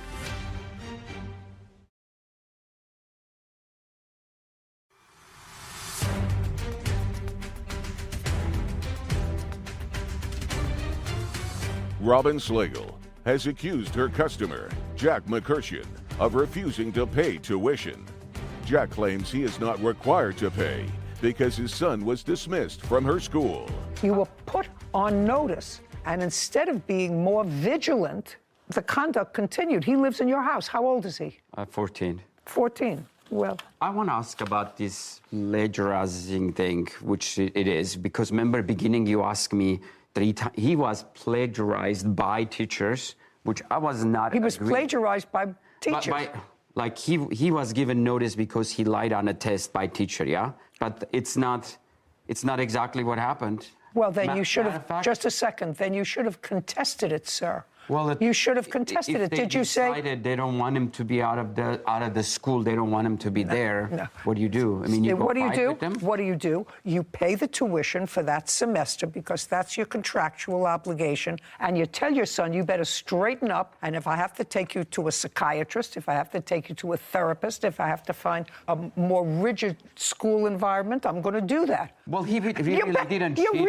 You really have to get this through your head. When he says cheating, last time he was expelled from school. Do we have a... No, don't look at her. That day he had an excellent score on his math, and his last test was his history, and he forgot to learn the history, and he did have a paper with him, but he did not cheat it. Actually, there is no proof he cheated that day. All right.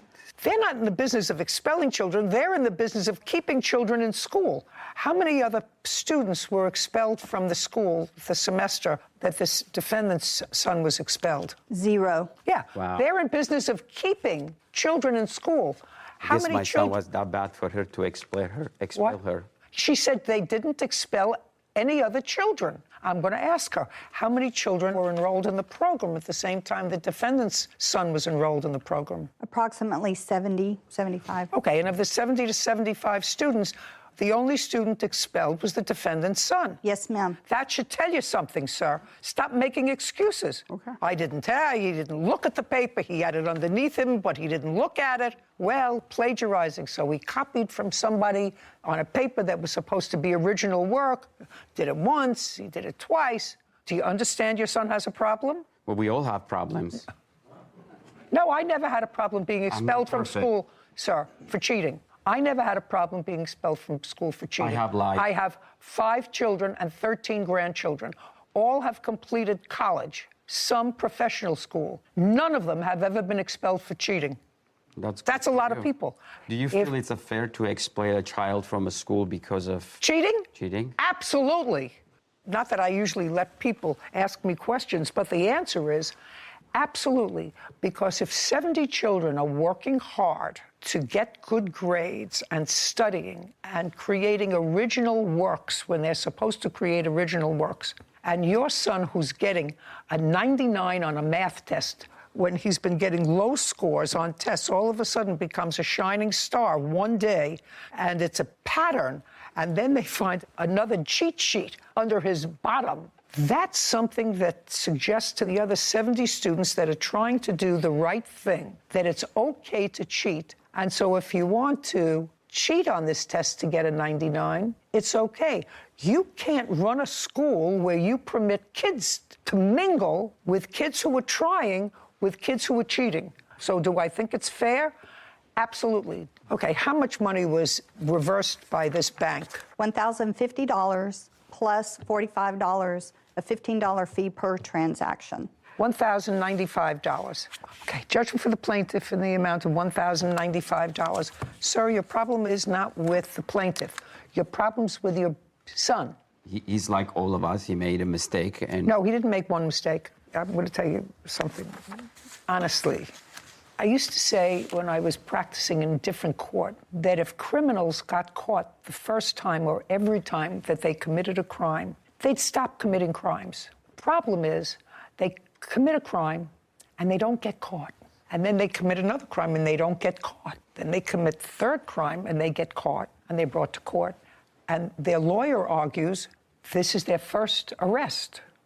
Not their first crime, because they can't argue that, but it's a first arrest. So if what you're suggesting is the 3 times that your son was caught cheating were the only times he cheated, you're deluding yourself. He got caught 3 times. Because if these were the only 3 times that he cheated, he is the unluckiest person on the planet. Okay, we're done here. 1095, judgment for the plaintiff. Thank you, Your Honor. This court is adjourned. I felt the difference was between different wording, what it means as far as being expelled versus being like sent home. I'm extremely pleased. This was totally a matter of honesty and integrity. And obviously it stems from the father down to the son. But he explained that's the same word. And again, that's why you come to court, and she did what she had to do. We have kids that try to cross the line, come close to that line. But as I mentioned, our instructors are pretty savvy and they're on it, and we can tell pretty much, so. I am happy finally done. It's been a burden, it's been a stress, and hopefully it's done. Cheaters never win. So I think it's really important for the plaintiffs, as the runners of a homeschooling system or a schooling system, to have a better contract for the parents that are signing, especially with a payment plan option. There should be exhibits attached to the signature page, not just referencing, oh, we're agreeing that we read the policy from the website. It's just as easy for you to reprint it, attach it, and require a signature, an initial on the bottom, so that you don't have parents like these that say, I never went to the website, I never saw it. I agree with you. If you have problems like this, there's no denying the fact that you initialed each page and each policy. I think that this is a learning experience because they just started the program in 2020. And this is probably the first experience that they've had because he's the first never expelled anybody else. But they'll clean up. Kenneth Bearden is suing his customer, Zach Thompson, for the balance of a puppy. Court come to order. All rise. Have a seat, please. Hello, Judge. Case 2044, Bearden versus Thompson. Mr. Bearden. Yes, Your Honor. It is your claim that the defendant owes you the balance of a dog that you sold to him. Correct, Your Honor. That's what the case is about. Defendant says he doesn't really think he got what he bargained for, and while he has no intention of returning the dog to you, he doesn't want to pay the balance. Yes. Be a yes. So I have a couple of questions because it's not a terribly difficult case. You say in your complaint that you are a breeder of full-blood tricolor bullies. Correct. Bully breed, American bullies, and these are tricolor American bullies, which have 5 different distinctions within the American bully breed. Okay. I don't want you to try to confuse me. Yes, ma'am. Any more than I'm confused about this. Yes, ma'am. Is an American bully a pit bull? No, I have proof. Shh. It is not. It is not. What is it a combination of? Yes, it is a combination of. Well, I know it's a combination of, but it's been recognized by the American Kennel Club as an independent breed of dog. But that is only recently. What is the American bully a combination of? Honestly, can I read what I have? No, if you say I don't, listen to me. Yeah, I know it's very, very don't know. hard for men to say 3 words. I don't know. Somehow they can say, I love you, I hate you, get out of my parking space, you're snoring. They can say a whole bunch of things, but they have trouble saying those 3 words. Yes, ma'am. I don't know. I fully own that. Yes, ma'am. I don't know. Don't know. Well, Sarah, look it up. Will do. American Bully. Says that originally standardized and recognized as a breed in 2004 by the American Bully Kennel Club. 2004. So if it's recognized a breed in 2004, it's got to be a mix of something. So the American Bully was started by crossing the American Pit Bull Terrier with other dogs in the Bully breed family, and sometimes dogs outside of the Bully breed family. But it's become its own breed. It's become its own breed, but started with the American Pit Bull. That's what that says. Do you want her to read it again? So there's also Bully dogs are descendants from the crosses between ancient bulldogs and a variety of British terriers. And this says an American Bully was started by the crossing of the American Pit Bull Terrier with dogs in the other Bully breed family. And ultimately, it was recognized as a breed unto itself, although I don't understand how that could happen. If you're a cross between one breed, the American Pit Bull, and a variety of other dogs, you know, that's like a golden doodle. That's like a golden retriever and a poodle. Isn't that what a golden doodle is? I believe so. But it's not a breed unto itself. It's a cross between a couple of dogs, so it takes many years. And this sounds to me, at least, Mr. Bearden, as the bullies that you're describing that you breed, the genesis of that breed is an American Pit Bull with a variety of other things. Could be a boxer. It could also, like the father, it could be a Rottweiler. Like the father of the puppies that he got, he has all the markings of a Rottweiler, but he has the head shape and body style that represents more of the Pit Bull style. So that's information that I am now at least a little armed with. So now I'm going to come back to you. You're the breeder. And you said the puppies, that the litter that you sold, Tim, one of the puppies, has Rottweiler in it. No, I'm not saying that it has Rottweiler. I'm saying that the physical representation of it, the markings, the brown over the eyes, the brown hair, that's what the dad looks like. The puppies don't look like that. Just a second. So you bred the dogs. What breed is the father? The father is American Bully. He's considered an XL American Bully. The father is an American Bully. In the father's history, it appears, based upon the look of the dog, is this what I'm understanding? Yes. It's a Rottweiler. In the history of the dog. Yeah, it could possibly, yes. That's why he looks like that now, yes. It could possibly be a gerbil, but a gerbil doesn't have distinctive markings. What you're telling me is the dog has the distinctive markings of a Rottweiler, but the body of a Pit Bull. Yes, Your Honor. Oh, what a combo. He's beautiful. He's a beautiful dog. They're beautiful dogs. Both of those dogs, by the way, will not be covered by most insurance policies. Pit Bulls and Rottweilers. You do know that? Yes. Say yes loud. Yes, yes, I know that, yes. Okay. Did you know that? I did not. Well, it's interesting. Do you own your own home? Yeah. Yes is an answer. Yes. Do you have homeowners insurance? Yes. In your application for homeowners insurance, they would ask you what kind of dog you have, if you have any. Do you remember that? Yes. Did you write down what kind of a dog you had? I didn't have a dog at the time.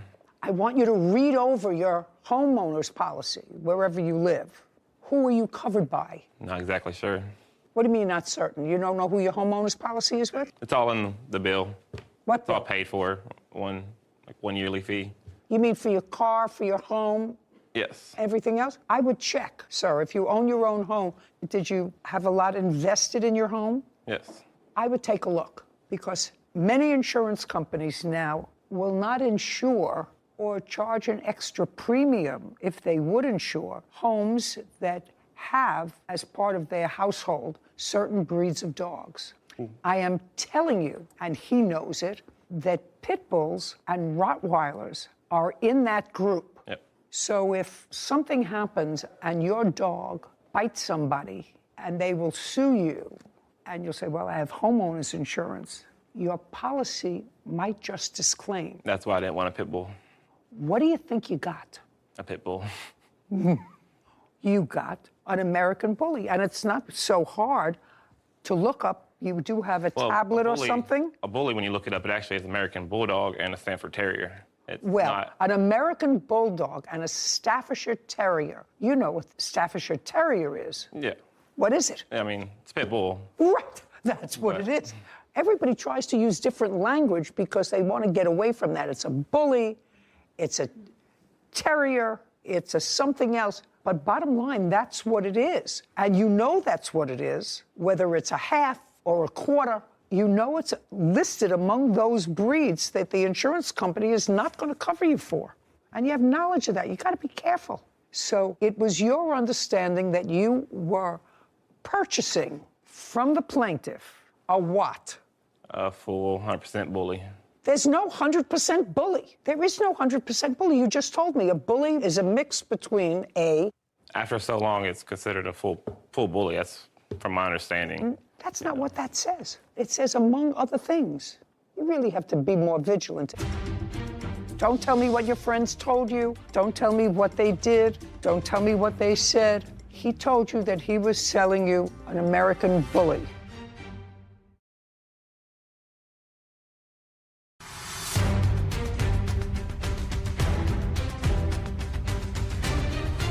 Dog breeder Kenneth Bearden claims his customer, Zach Thompson, owes for the balance of a puppy. Zach says he did not receive the full-blooded American bully he purchased. Okay, tell me when and under what circumstances Mr. Thompson purchased this puppy from you. Yes, Your Honor. On April 28th, the defendant reached out to me. He was stating his name. Sorry. He was stated his name and that his daughter was playing with the puppy of a friend of his, and that friend of his had bought one of the puppies from my litter. She fell in love with the dog. She loved it. He wanted to come by and possibly get another puppy. How old's your daughter? 7. If I could do that thing that some people do and, you know, cross their eyes on purpose, I would do that for you. Now, is this your only child? Yes. Okay. After he reached out to me, we exchanged numbers and spoke for a few days over Facebook Messenger. I gave him my number. We had a conversation on the phone about prices, about the breed, and payments, because he reached out to me originally stating that, hey, I don't have that full amount that you would be asking for. Just a second, could I see text messages where you discussed the price? Yes, ma'am. And where you agreed on a price? No, that was, so we agreed on a price verbally. The text messages is where I sent him my number. Right after I sent him my number, that's when we had the conversation about prices and payments. Let me see what you... Yes, ma'am. Do you want text messages and the Facebook messages? Yeah. I don't Okay. read any. Quite a bit. It's all in order from front to back. From Oh, no. Yeah. Just about the price of the dog, please. Well, like I said, Your Honor, the price of the dog was a verbal conversation. I understand that. The initial discussion that you had with him, you told him what you wanted for the dog. Yes. Thank you, sir.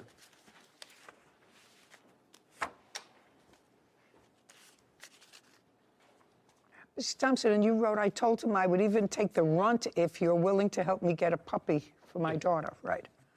Okay. How old was the puppy when the puppy was delivered to Mr. Thompson? They were right at 2 months and 2 weeks, I believe. So about 10 weeks old. Yeah, they were born February 20th. This was May 1st when they were. Do you have a contract with him other than over the phone? When he came there that morning? It's just that's either a yes or a no. No. You do not have a written contract. The only contract that we have is of him giving me his ID, letting me take a picture of it because I didn't have any printer ink at the time. You don't have a contract with him? No. Are you a married guy? No, Your Honor. Yeah.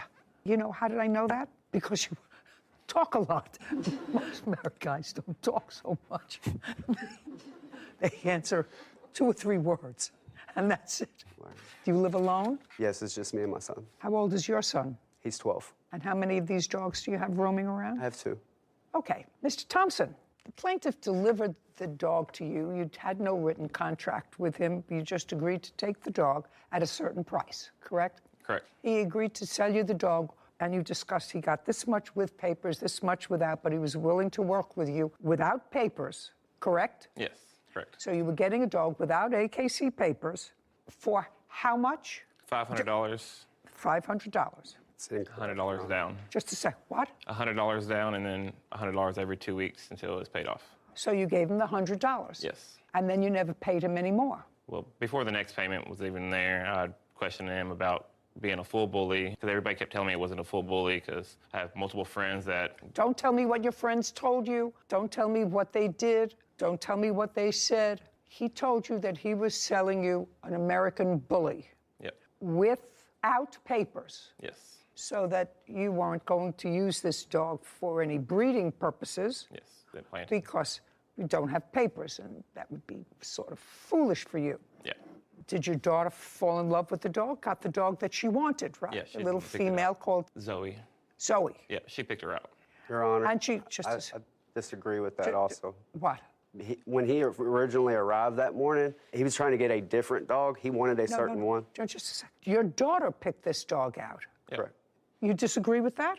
The daughter and him both wanted a different dog at first. We had our mind set on a certain puppy before we got there. When we showed up, the puppy that we wanted was getting taken by another people that she... So your daughter picked another puppy? Yes, yes. Correct. Let's not make this harder than it is. She picked the one that she was happy with. Yeah. And she's still happy with it. Yep. And she likes it. Yes. You wouldn't take it away from her. No, I would not. You wouldn't give it back to him. No, I would not. Then you have to pay for it. Well, I would have. What is so hard about that? Well, he lied about the shots. He never sent me proof for the first Just a shots. second. You have a contract. That's if you're going to pay. He says $750. You say $500. Whether it's $750 or $500, what you're supposed to have if you're a breeder is a written contract. If that's what you do, you have a written contract. I always have a contract when I buy puppies. The breeders, reputable breeders, demand it. They say that they guarantee the health of the puppy for a certain period of time. You can take the dog to have it checked by a vet within a certain period of time. It says whether the puppy had its first shots or second shots or had no shots. It says all that. That's it. Other than that, I don't remember what these contracts said, but I bought many, and they are pretty much standard. Yeah. You bought a dog for either $750 or $500 that you didn't pay for, and now you have a bunch of excuses. Did you take the dog to a vet and have the dog tested as to its heritage? I have not. Well, then you can't tell me what your friend said to you. Whether your friend said that looks like, it doesn't look like, I don't know what it looks like. That's not relevant. If he's saying to you, this is an American bully, and you've had the dog professionally tested, the DNA of that dog tested, and it turns out that it's a cacophony of things, which clearly it is because it's a mix of things. What do you have to pay for the dog? You ate the steak. You don't want to give it back. The only question is, how much did you make an arrangement to pay? You say it was $750. Yes, Your Honor. Is you have any paperwork to show that? I do not, Your Honor. Like I said, when he left, I have them contracts. I didn't have any more printer ink. He had to leave and be somewhere else. That's when I asked to go ahead and take a picture of his ID, and I plan to get the contract at a later date. Mr. Thompson, Yes. was he originally asking for $1,000 for the dog? He never originally asked me for $1,000. No, but is that what your friend paid for his dog? I don't know what my friend paid for the dog, but I know that he was having trouble selling him, so he marked down the price. I have a Facebook post where he actually, on his own Facebook, before I'd even... Oh, do you have what? I don't have it printed out. I have it on my phone. I'm willing to Oh, yeah, I'd like to see it. Does it list a price on it? It's don't have a price. It just talks about where he's willing to sell them and work with people on deals and stuff because he couldn't sell them this before I even met the guy. Okay, well, so do you acknowledge that you posted that, sir? That you were willing to make deals with people because you were having difficulty getting rid of the puppies? You're going to pay him the balance of $400 now because you have the dog. Do you understand? A bully isn't a full-bred dog. A bully has a lot of other things in it. Do you understand?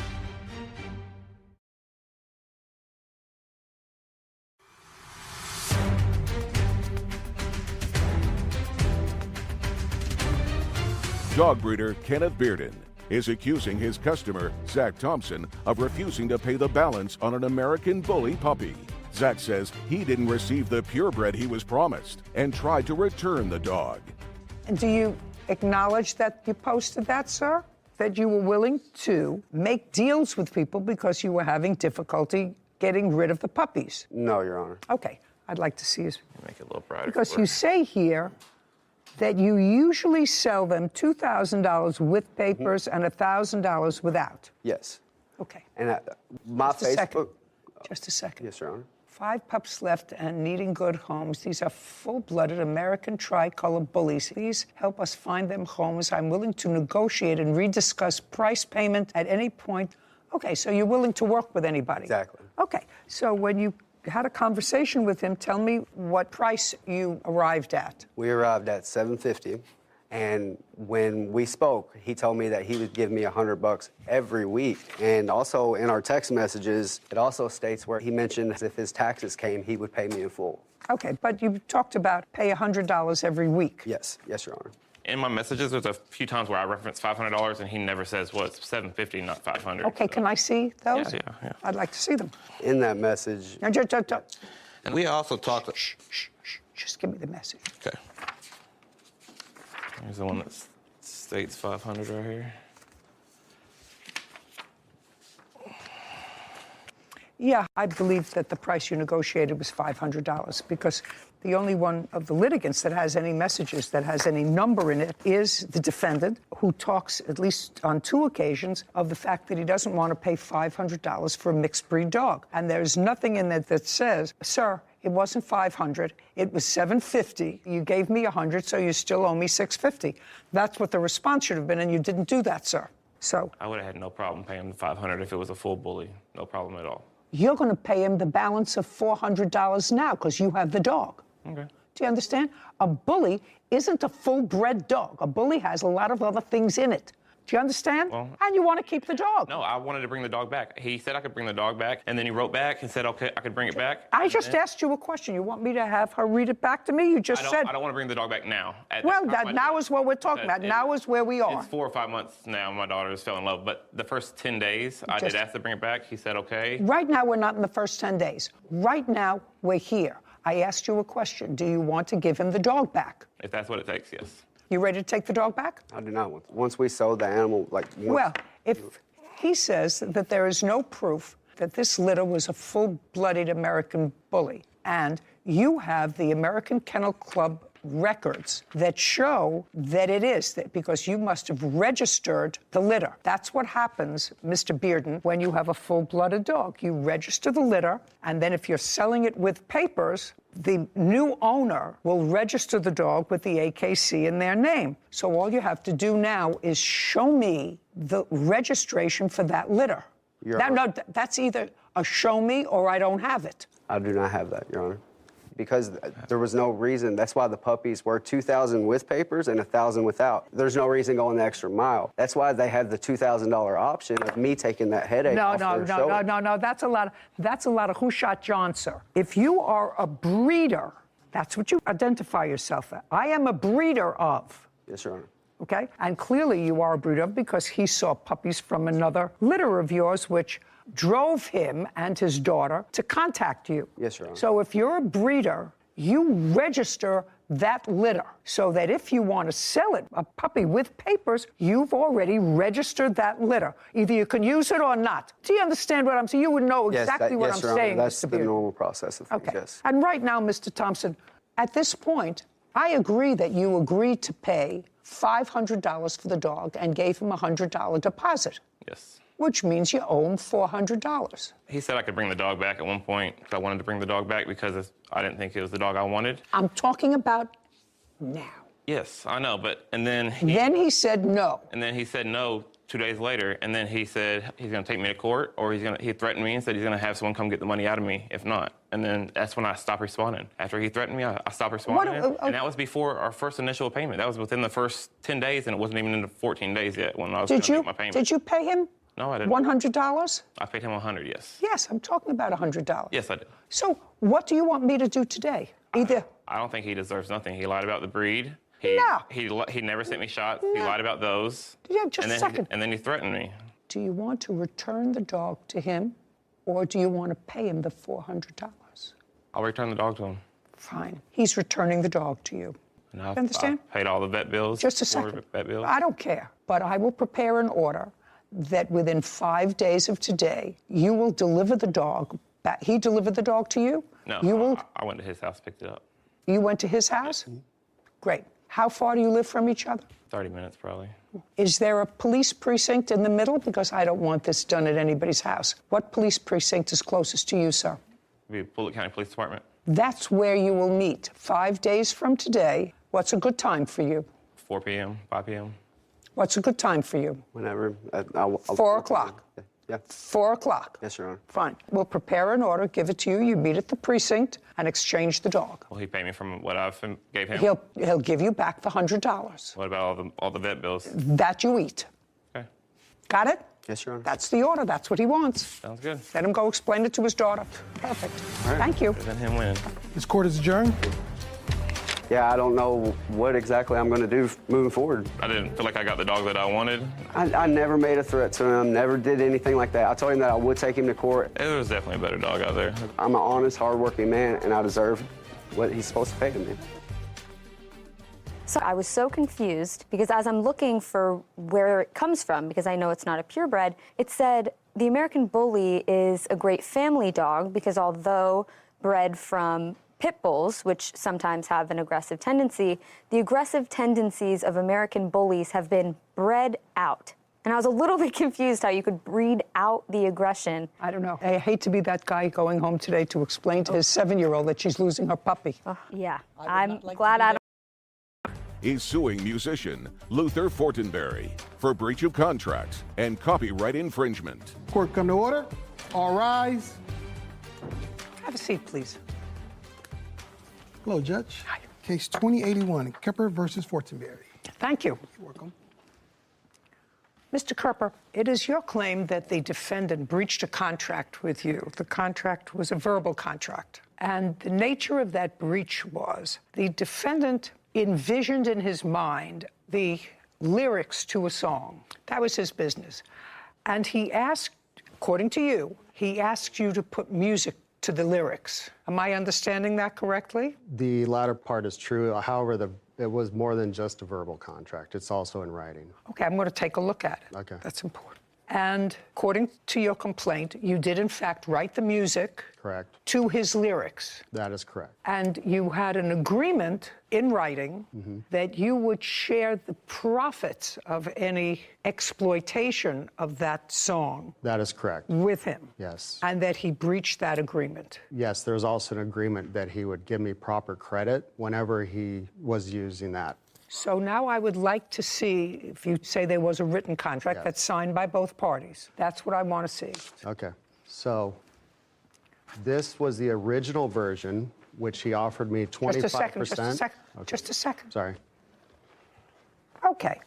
This contract is pretty straightforward, and it's signed by both parties, and it says Luther Winston Fortenberry created a song, Baby I Got a Gun, and Charles Kerper, that's you, transcribed it to guitar. Correct. So what this contract says, I just want you to understand, Mr. Kerper, is that the defendant created the song, and you transcribed it to guitar. That's what it says. And that was written in January of 2016. Correct. It's signed by both people. That is correct. Okay. Yeah. Now, what you're showing me is something else. How it started to change over time. Listen to me. This was your written contract. Right. Any change in that contract, unless I could really find that there was a meeting of the minds with regard to it, has to be in the same formality of this contract. This initial contract is very clear. It does not say that you created this music. I'm telling you what this initial contract says. By the way, Mr. Fortenberry, this contract was written January 30th, 2016. Yes, I'm looking at it. Yes. When did you create this song? In what month and year? About a year. I don't know exactly, but I was at a popular comedy store, and the manager of our show. What show? The Ding Dong Show. What's the Ding Dong Show? When you said our show, is he involved in that? Just with this transcription. I was involved with other elements of the music as well, with Mr. Fortenberry. Well, right now this says transcribe. And what I asked you, a simple question, when did you write this song? At least a year before this contract. At least a year before January 30th, 2016. Yes.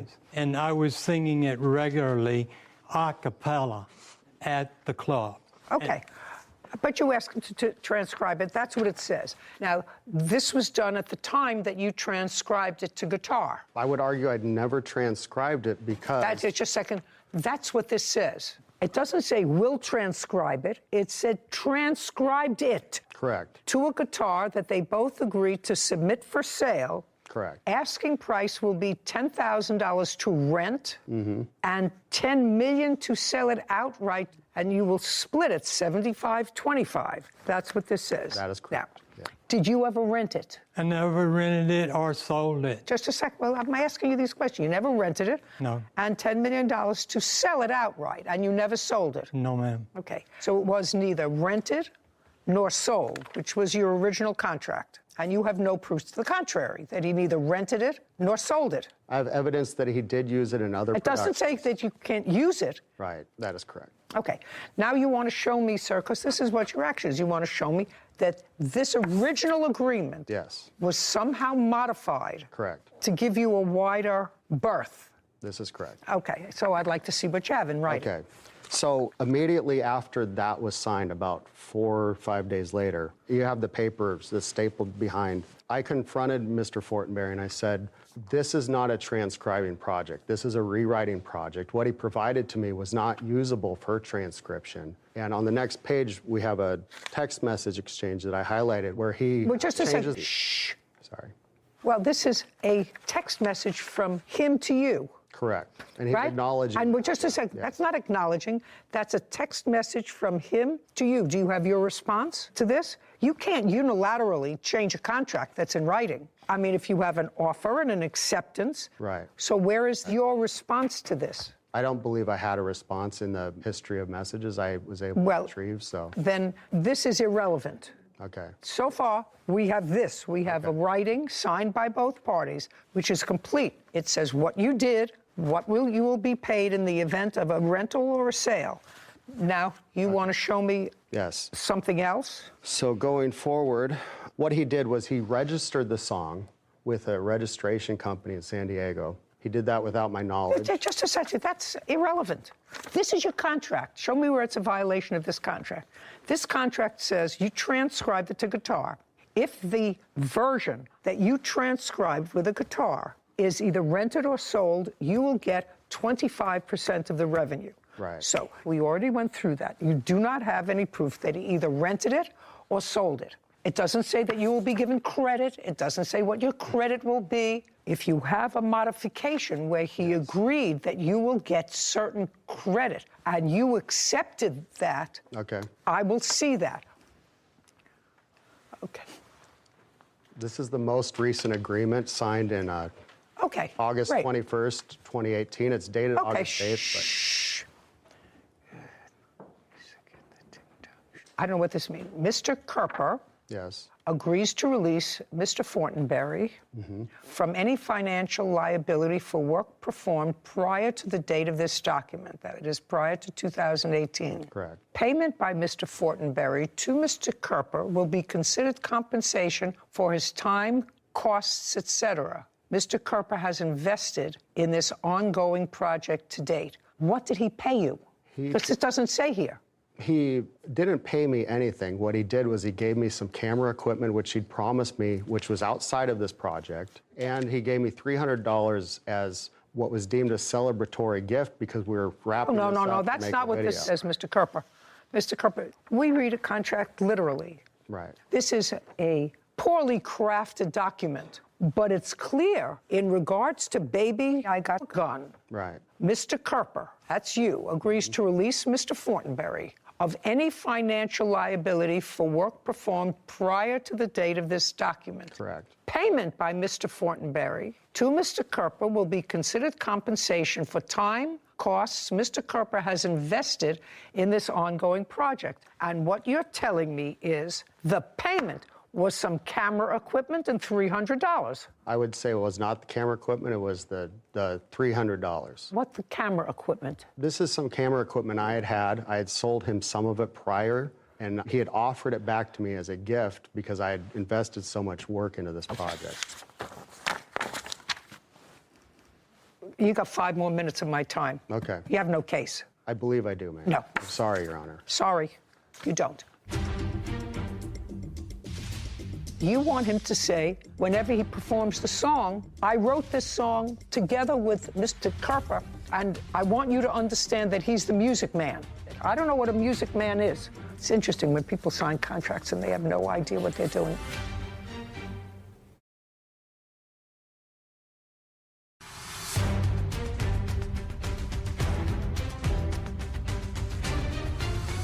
Charles Kerper claims musician Luther Fortenberry owes for breach of contract and copyright infringement. Now, those are the two written contracts. You have any further modification of those contracts in writing? Yes, Just a second. I'll see them. Okay. This is a contract in writing, 2018. This is 2016. And this was agreed by both parties. So the last agreement was you got $300. Did you pay him $300? $300 in camera equipment, about $1,500 worth. Okay. He started to mention that, and then he backtracked. Okay. Next written contract after 2018. Yes. In that contract, which you have right now, it also says it serves to clarify previous misunderstandings that Yes. I wrote the music and I was not a transcriptionist. Mr. Kerper is to be understood as the music man behind the music and not a transcriptionist. Well, who do you want that to be noted by? Mr. Kerper is to be understood as the music man with capital letters. Right. And I don't know what that means. This was his wording. Well, then you should have fixed the wording. I should have, you're correct. I don't know what a music man is. It's not a trademark, it's not a copyright, it's a nothing.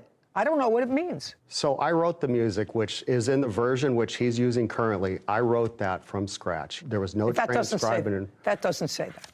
Nothing here says that. The only thing this says is Luther Winston created this song, Baby I Got Gun. That says he created it, you signed it. You wanted to clarify it. You wanted to be known as the music man, not just the transcriber. I don't know what music man means.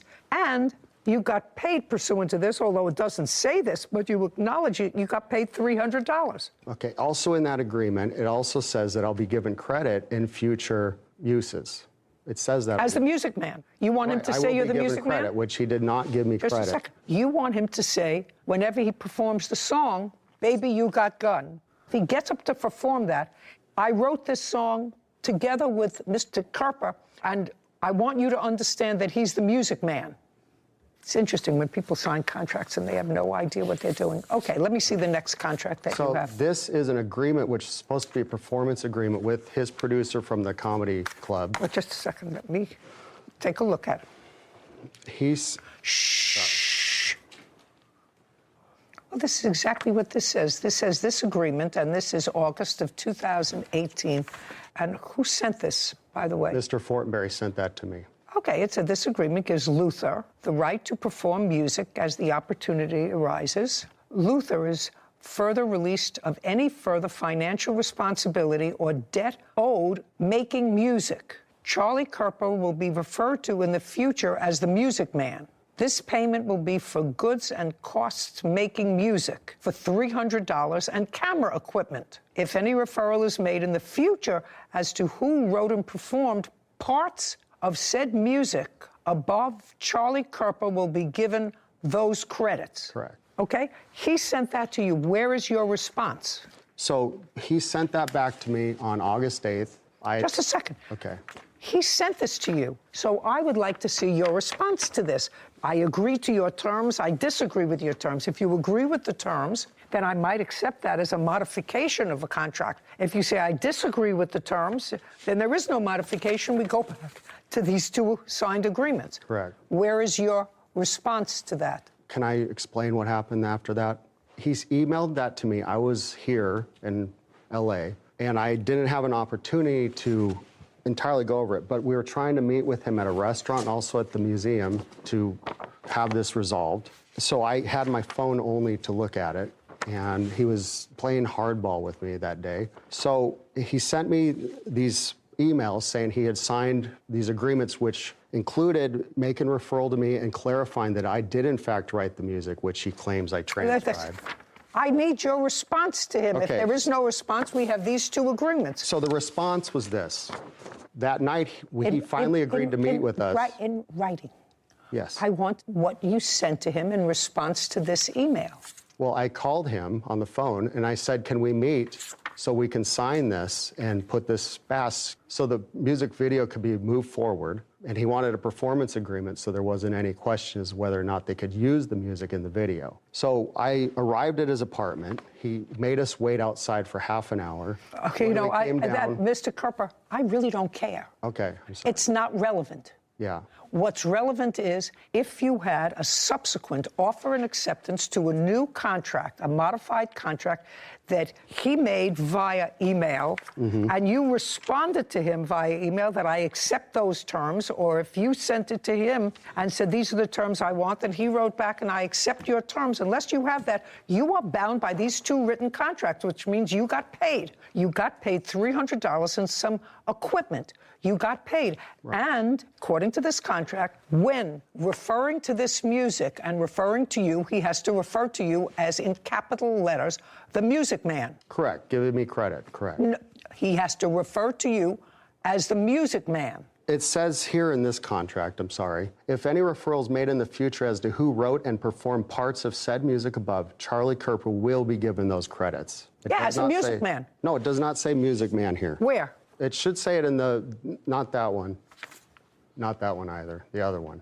There's no other, I only have two written contracts. This is his original email to me that he sent me before the contract we're discussing, and it has my response. I have my response attached to it here.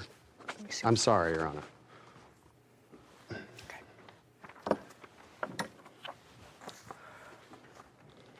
Who wrote, your offer is hostile and very lowball for what you're asking? I wrote that. I reject it. Absolutely. I'm not interested in selling. That is correct. Well, that doesn't modify. That means he made you a subsequent offer after these two agreements. You said, I don't like that offer. So there was no change in these two written contracts, one of which called for payment, which you acknowledge you received in the form of $300 and camera equipment.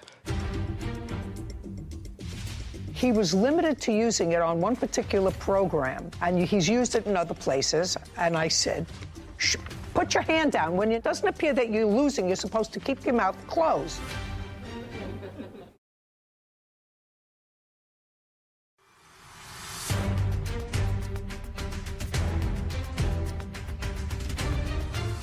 Charles Kerper is accusing musician Luther Fortenberry of breaking their contract. Luther claims he already paid Charles for his services. Mr. Kerper, I want you to understand, you're looking at papers. What you're not understanding is, if you are going to modify a written contract, you have to do it with another contract in which there is an offer and an acceptance. He made an offer to you in this. You rejected the offer in your response. Actually, that email he sent first, he worded it differently, and that's the point. It doesn't matter. You rejected it. I rejected the part that included the sale. Just a second. You can't take pieces of what he says.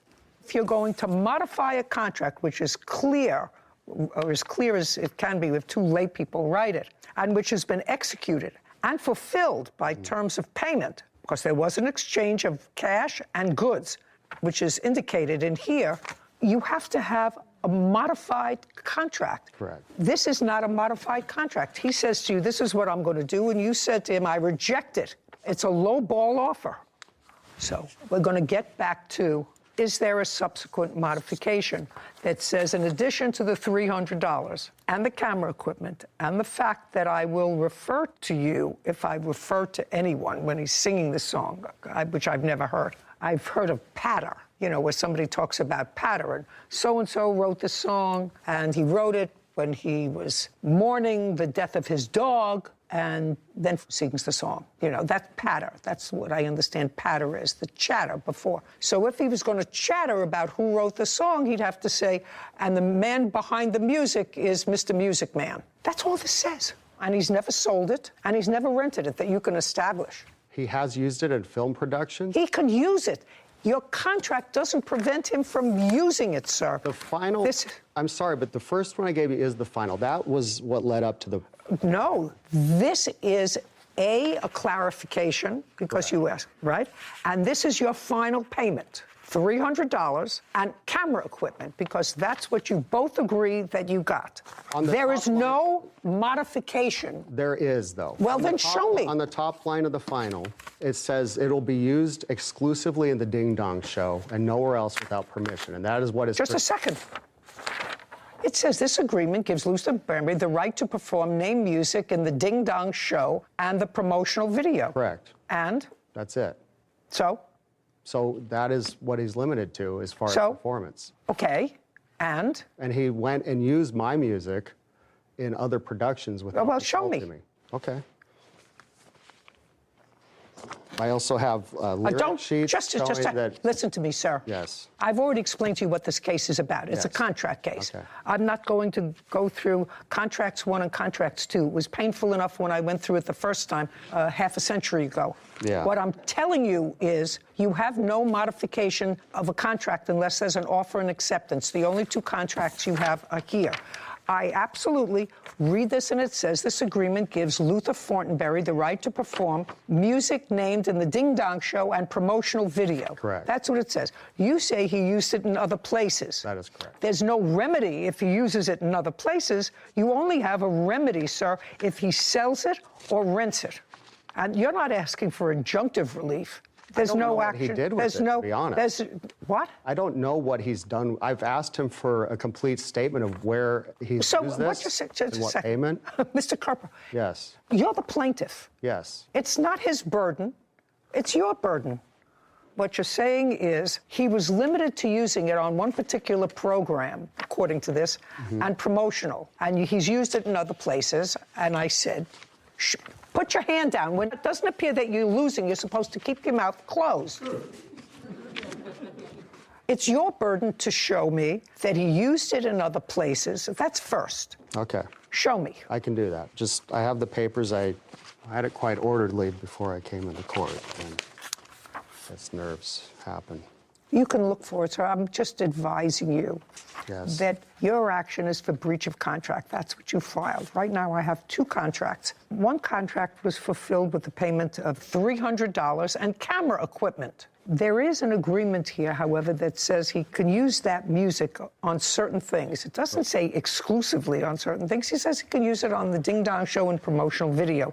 I assume promotional video, if you're inferring what that means, is for the Ding Dong Show. Now, it doesn't say it. If he uses the music someplace other than the Ding Dong Show and promotional video and he gets paid for it, I get a certain amount of money. Your original contract provides for a 75-25 split if the music is rented or sold. Right. That's what it provides for. So when I accepted the payment on the contract, that was with the notion that he was going to give me credit in the future, which he has not done. Okay, we're done here, Mr. Kerper. It's unfortunate, but you are bound by the terms of this contract. The terms of the contract are absolutely clear.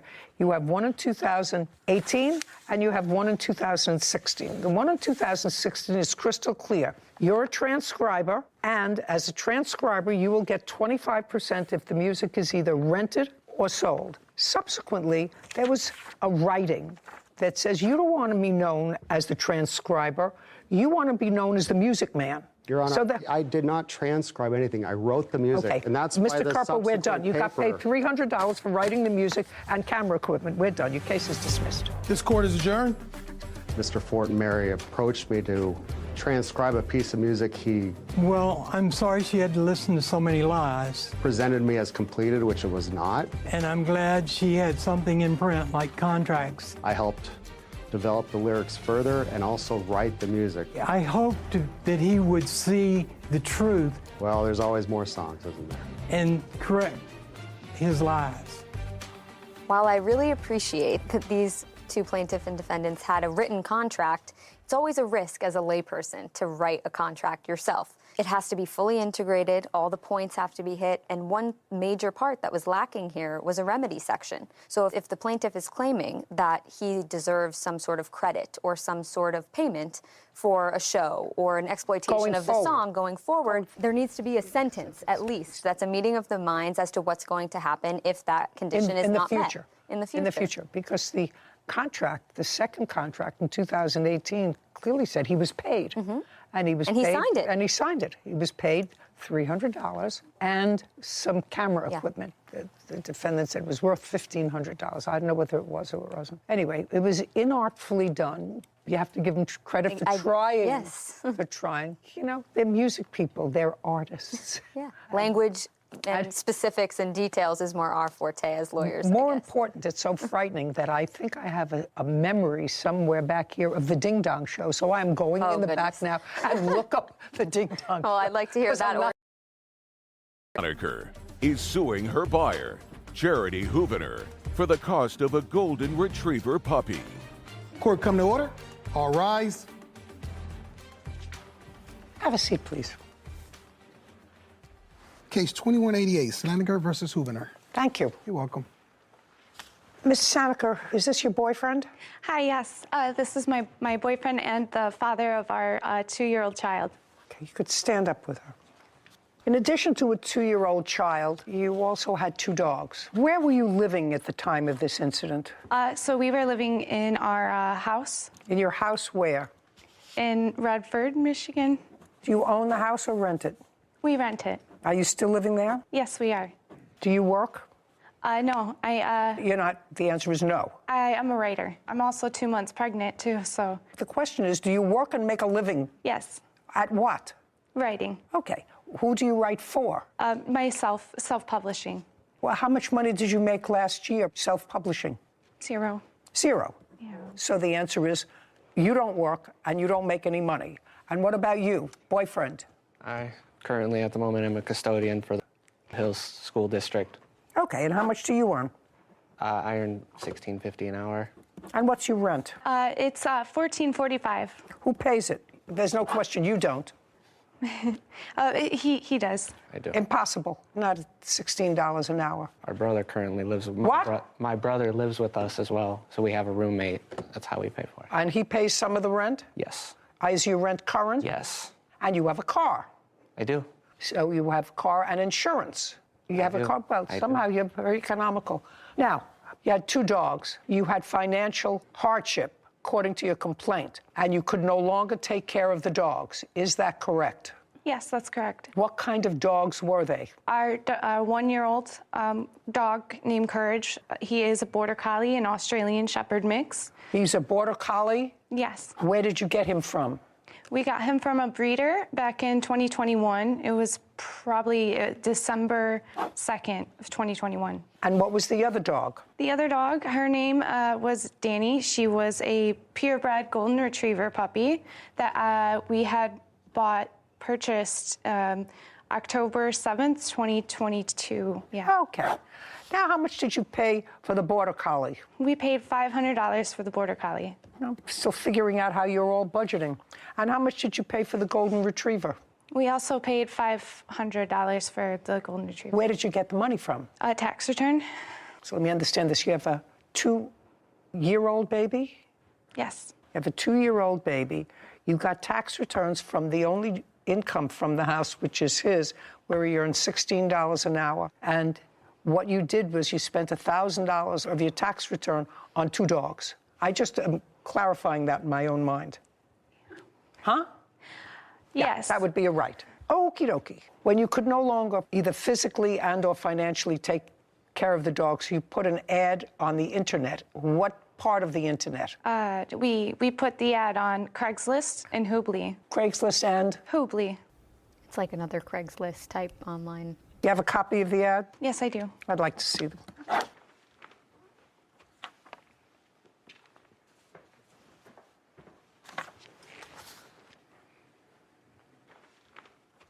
Okay, so you put ads for both dogs. One, you said small rehoming fee, not a breeder, needs a new home, call for details. The other is the 1-year-old Border Collie, Aussie mix, and you had rehoming fee of $200. Yes. Okay. This says absolutely nothing about fostering short term, you get the dogs back, nothing.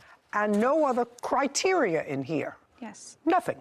So this is your complaint. The defendant answered your ads. You brought the 2 dogs over to her.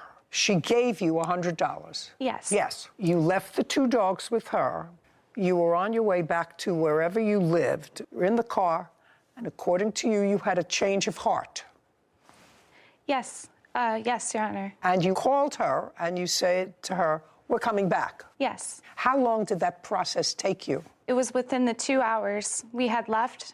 So within 2 hours, you called her and said, I changed my mind. Yes. And what did she say to you? She had said that she had given the dog away. One of them? One of them, yeah. Okay. She said, I gave the dog away. Did she tell you to whom? Did she tell you what circumstances?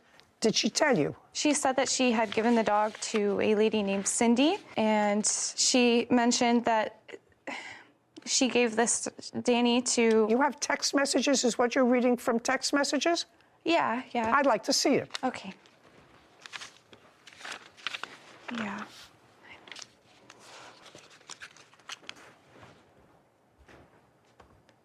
Okay, so this is a text in the evening, and she says to you, my friend is traveling back to Tennessee now with my friend Cindy. Now, you went back to the house and you picked up one of the dogs. Yes. Courage. And did you give her back the $100? No. That's either yes or no. No. Why not? We want our dog back. You made a deal. She paid you $100. She gave you one back despite the fact that you didn't give her any money. Why do you think that this is a deal that you can say, well, I changed my mind?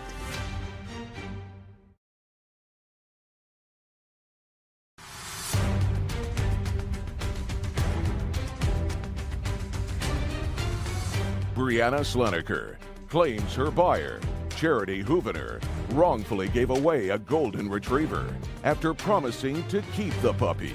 Now, you went back to the house and you picked up one of the dogs. Yes. Courage. And did you give her back the $100? No. That's either yes or no. No. Why not? Because she kept the other dog, Danny, which was a purebred golden retriever. The condition was to have both dogs together. Okay, show me where that is. Show me something in writing where that was a condition. It certainly wasn't in your ad. It certainly wasn't in your ad, which just said you needed to find new homes for both your dogs. It was. Did you ever say anything to the defendant about getting a better offer for the golden retriever? No. Yes. Did you ever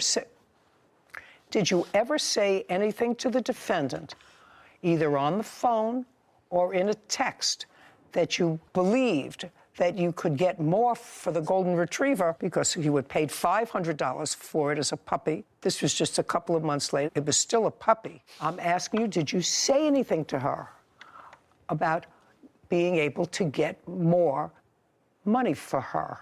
No, I did not. We want our dog back because of our other dog, Courage. And what makes you think you can have the dog back? Well, you made a deal. She paid you $100. You took the $100. You didn't return the $100 to her. One of the dogs was already rehomed to yet another person. She gave you the dog back. She gave you one back despite the fact that you didn't give her any money. Why do you think that this is a deal that you can say, well, I changed my mind? What makes you... Because it was in a verbal condition to keep the dogs together. Absolutely not. Shh. Sorry. It was a verbal condition to keep the dogs together. They were a bonded pair, and she said that if we wanted to, we could... In what month did you sell the dogs to the defendant? It was December 4th, 2022. 12/4. Now, you got, according to you, the golden retriever in October of 2022. So you had, at most, the dogs together for 2 months. Yes. Yes. Well, that's not a bonding experience. How old was the golden retriever? She was 2 months old when we got her. So she was 4 months old? Yes. Well, you certainly could have gotten more than $100 for her. She must have been really desperate for that $100. I really just want my dogs together. Well, they're not together. Then you should have thought of that before you put ads here. You changed your mind. That's it. You changed for whatever reason. You felt sad in the car going home, or she's going to tell me that you had a conversation with her that involved money. No. I'm ready. All I want to know from you at this point is, and it's really not dispositive of this case, but it was in your answer. Did you ever have a conversation after she dropped the dogs off about money? Yes. Tell me about the conversation. When was it? Was it in the car? Or It was by my door, by my side door. When? At what point in this? When they came back? Or when they came back, she said, I got offered a lot more money for this dog. I think you're a scam artist. And I want what's due. I want the rest of my money. What the rest of your money? No. I don't know. No, Your Honor, no. Never said that. Yes. She got offered more money, Your Honor. She certainly could have gotten more She for this certainly golden could retriever. have. She certainly could have gotten more money for the golden retriever than the $100 that you gave her for both dogs. Yes, for both. But she accepted the $100 and she never returned the $100. That's it. Finished. What? Your Honor, I wanted to keep Courage, and my friend here, Cindy, took Danny. Oh, so you have the other dog? I do, yes. I have the other dog. Well, step up. So you were going to Tennessee? Yes. Yes. Yes. Okay. Tell me about the conversation that you had with Ms. Hovner. Yes. On the date that they dropped the dog off. Okay. She had called me and let me know that. Well, first of all, I believe is her name, was going to drop the dogs off. When did you have this discussion? That was on the 4th, on December 4th, 2022. She called me, I would be guessing, I don't know, I'm going to say maybe 5 in the afternoon, and told me that, I think her name's Brianna, was going to be dropping the dogs off. For $100. For $100, and she asked me, do you have, $100? And I said, well, sure. So you gave her $100? I gave her $100 to give, yes. Brianna.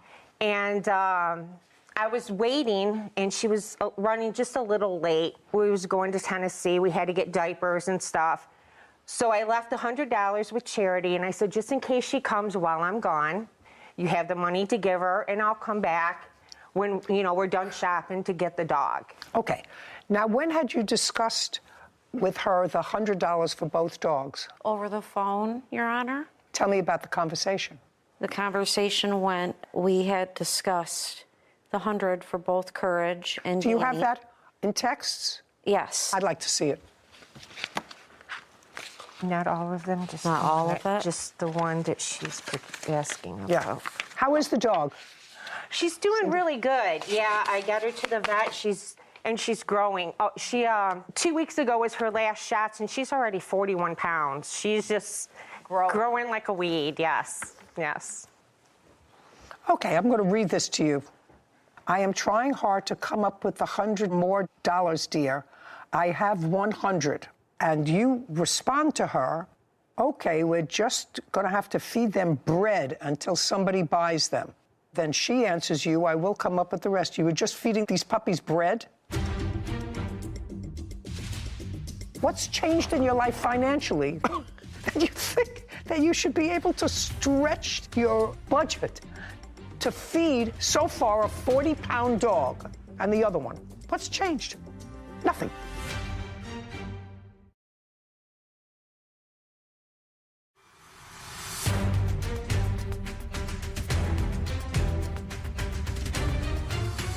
Brianna Sloniker is accusing her buyer, Charity Hoovener, of giving away a golden retriever hours after purchasing the puppy.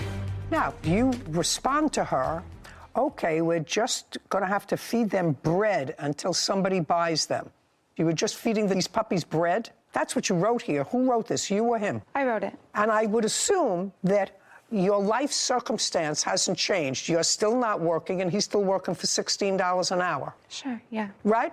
Yes. And at that point, back in December, what you said was, I can only afford, in effect, I can only afford to feed them bread until somebody buys them. What's changed in your life? What's changed in your life financially that you think that you should be able to stretch your budget to feed so far a 40-pound dog and the other one? What's changed? Nothing. Ridiculous people. I was jobless at the time.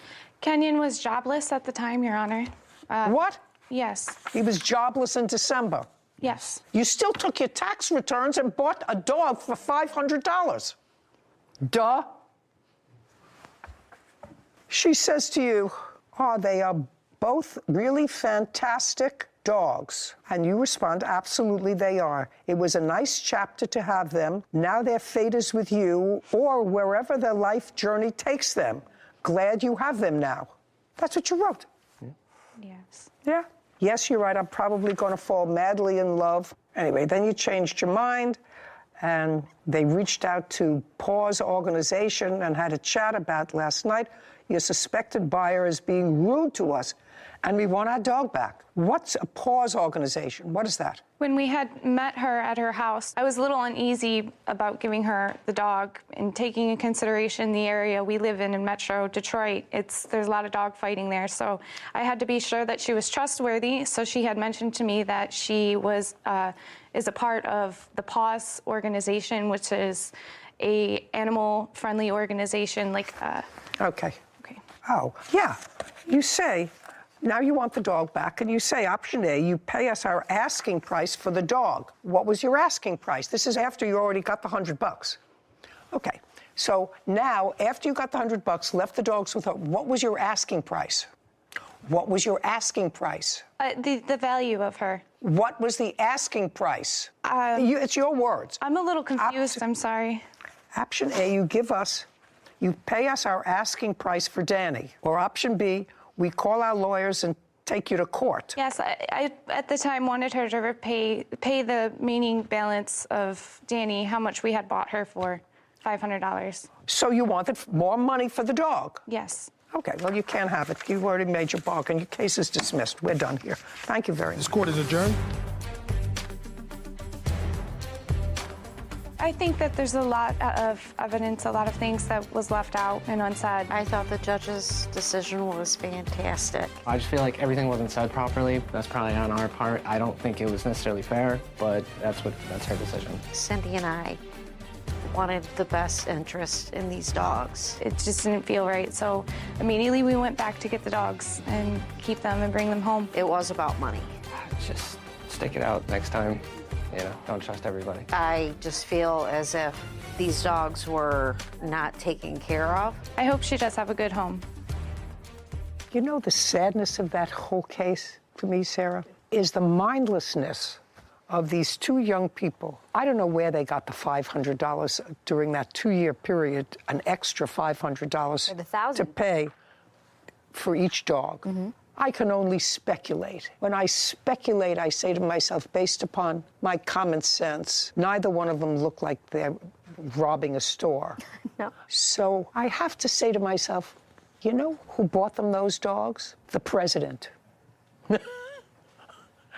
Because the only time you get that kind of chunk of money was it your stimulus or extended something. But even if it's extended unemployment, because he was unemployed, you have $1,500 a month in rent, you have a car, you have insurance, you have a 2-year-old baby. What kind of thought process goes into buying 2 expensive dogs? And Want big a dog? dogs. And big dog. Well, one of them was a big dog. One of them was a substantial-sized dog. Then you have a 2-year-old baby, and you're going to feed the dogs bread. So what do?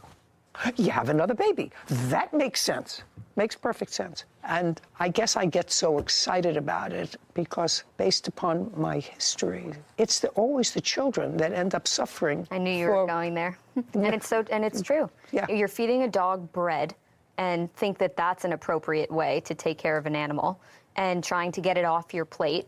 The first thing I would be doing is making sure I didn't sign up for another child financially, responsibility-wise. Yeah, well, what are you going to do? Cut the baby's formula with water so that you can stretch it? I mean, they both look like they could use a good meal. I don't understand.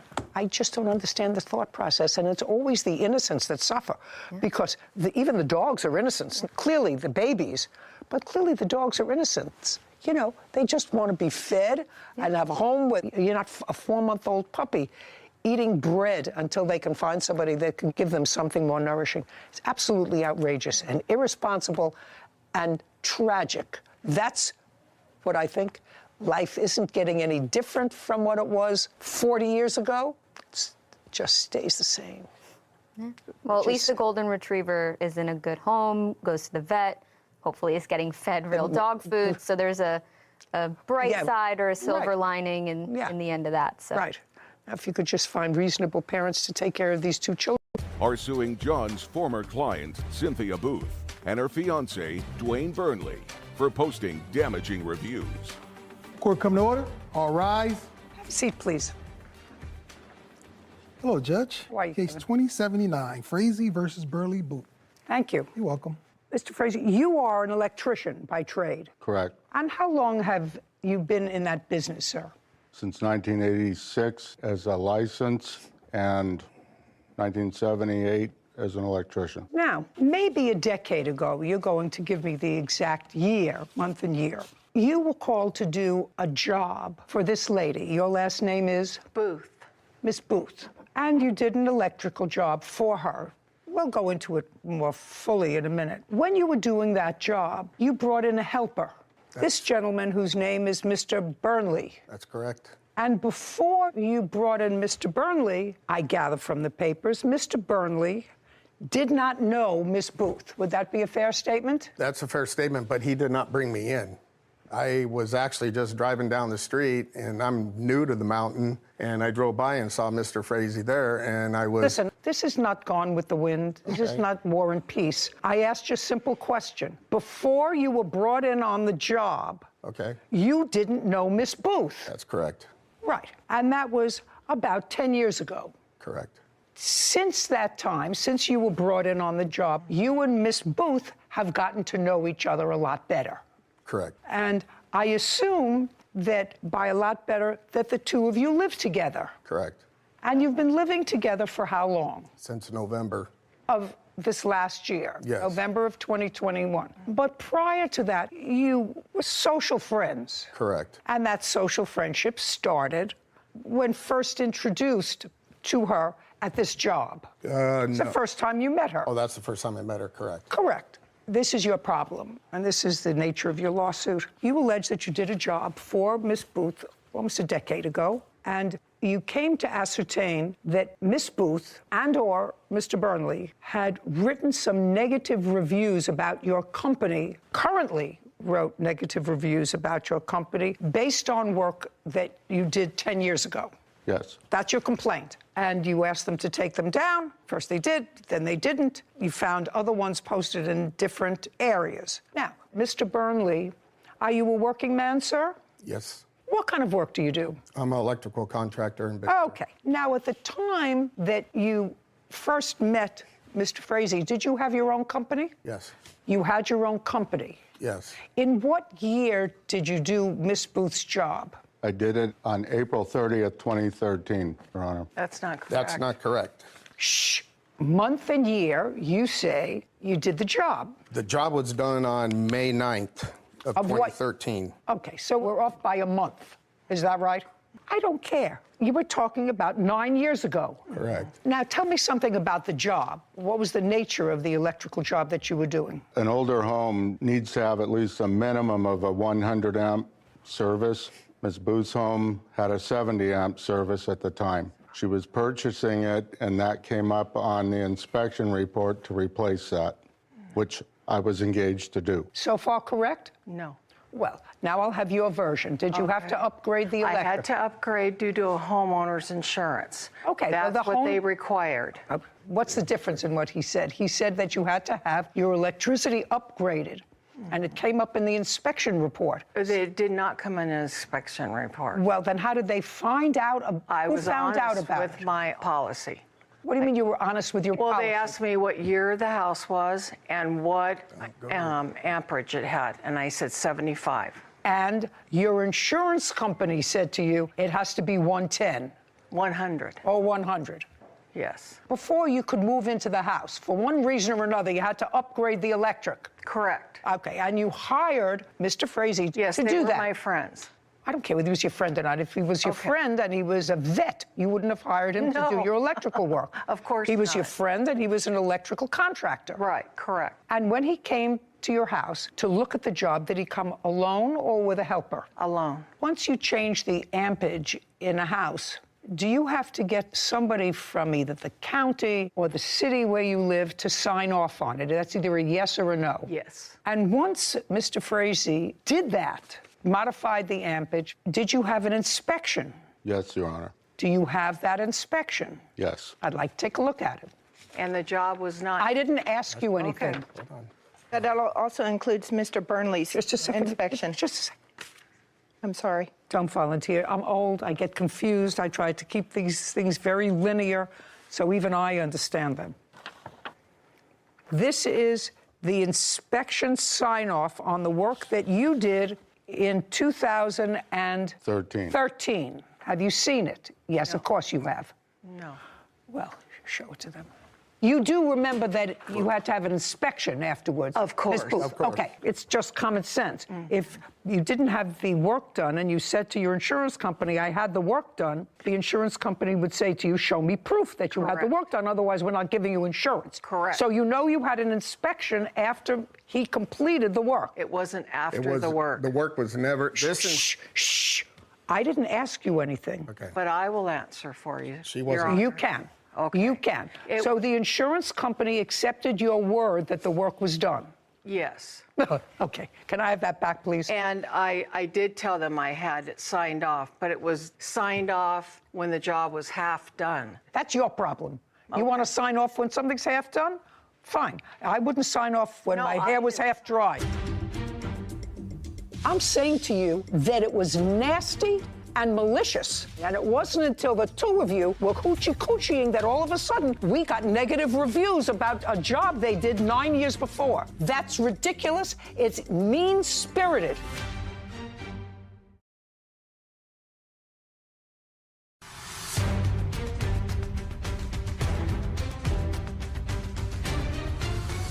John and Cynthia Frazee claim John's former client, Cynthia Booth, and her fiancé, Dwayne Burnley, slandered their business. Dwayne is countersuing for filing a wrongful lawsuit. Now, my next question to you is, after 2013, did you perform electrical work for Miss Booth in her house? That's either a yes or a no. Yes. Now I'm going to ask you, what was the nature? I don't know. What do you mean you don't know? I don't remember. You mean, just a second, you remember the work that you did when Mr. Frazee was there in 2013, when you were with him, but you don't remember the nature of the work that you did for your girlfriend in 2018? I'm pretty sure it was a panel upgrade. Just a second. I want you to think. What kind of work did you do for Miss Booth in 2018? It must have been the panel upgrade that I did at her house. I changed the 100 amp out to a 200. Look at me. Because that would be. Look at me. I'm sorry. So you changed the 100 amp. Shh. This is not my strong suit, and I have to tell you something. Of the 100 million people who are watching this, they're going out to get a cup of coffee right now. You changed the 100 amp that he had done in 2013 to a 200 amp. You upgraded it in 2018. And put a surge protection system And in a her surge house. protection. Yeah, now I do recall. Great. When was the first negative review that you can show me written about your company? Now we got what's going on. Now I have 2019, it Your clear. Honor. Do you have it clear? I think a little bit more fuzzy than you, but clear enough. Do you have it clear? I have it clear now. You have it clear? Well, just to make it crystal clear, Mr. Frazee did work at Miss Booth's home in 2013. It was electrical work. It was electrical work performed by him with the help of Mr. Burnley, because in order to get a homeowner's policy on her new house, she had to upgrade to satisfy, according to you, only insurance. Correct. That's what you say, from 70 to 100 amps. Yes. Look, this whole little thing at my age, I'm learning. Now, evidently, they liked what they saw in 2013, and that materialized into a romance. Good for you. And in 2018, I assume he was living there? No. When did he move in? November of. Shh. November? November of last year. Yes. Okay. But you were dating in 2018? Yes. Yes. In 2018, Mr. Burnley, not with the help of the plaintiff, replaced and upgraded the 100 amp to 200 amp, which is much better because I know that I have 200. That's, you have to plug things in. It's 110, 220, right? Yeah. 110, 220. And he put in a surge protector. Now, even I know what a surge protector is. Correct me if I'm mistaken. That means if there's an overload, a lightning strike, whatever it is, it protects it so the whole board doesn't fry and everything turns off, and then you have to replace all the wires go zzz. Am I right? Right. So he upgraded the system and touched of necessity what Mr. Frazee did in 2013. No question, had to do that. Now I'd like to see the negative reviews. and when they started. The first one we found was in 2019, Your Honor. Well, are these in order? This was... That's the most current one that was in February of 2022. Did you write this? Frazee Electric. He was supposed to do a panel change and never put rods in and fried my electronics in my home and garage opener. Left such a mess and never cleans up. That's correct. Did you write that? Yes, I did. When? In what year? It's about 3 years ago. 3 years ago, 2018. Approximately. About when he changed the electrical Yes, system. Just a second. okay. About when he changed the electrical system. All right, then you wrote something. I will not even write this company 1 star due to the unprofessionalism in completion of work. Hired this electrician to do a 100-watt panel, never grounded, never finished, and left a mess. He's known for not cleaning up. Had to hire another electrical contractor that was most professional. Now, when did you write that review? About the same time. 2018? Yes, on a different review. That was a different one. And you said that you had to hire another electrical contractor Yes, I to did. finish the job. And who was that? That was DMB Electric. That was him? Yes, I called Just a second. 2 competitors. Just a second. In what year did you call them? Oh, this was... No, in what year did you call him? 2013. After he left, you called them? I called 2 other contractors. Just a second. Did you end up using Mr. Burnley? Yes, I did. Okay. So back in 2013, you were dissatisfied with this company. Yes. Let me follow this. 2013, you were dissatisfied with the company. You called another company. 2 other. Just a second. You called another company, but the county had signed off on your job. Yes. What you say in your answer is that they signed off erroneously on the job. Well, Yes. I have to take at face value they're signing off that the job was completed. And I assume you got your homeowner's insurance. Yes, I did. After he left and after you had the county sign off. Yes. Yes. Okay. But they... Now, just a second. Now, don't tell me a but. No. Now, 5 years later, because this was written in 2018. Correct. 5 years later, you're now dating Mr. Burnley. Correct. Who's now living with you.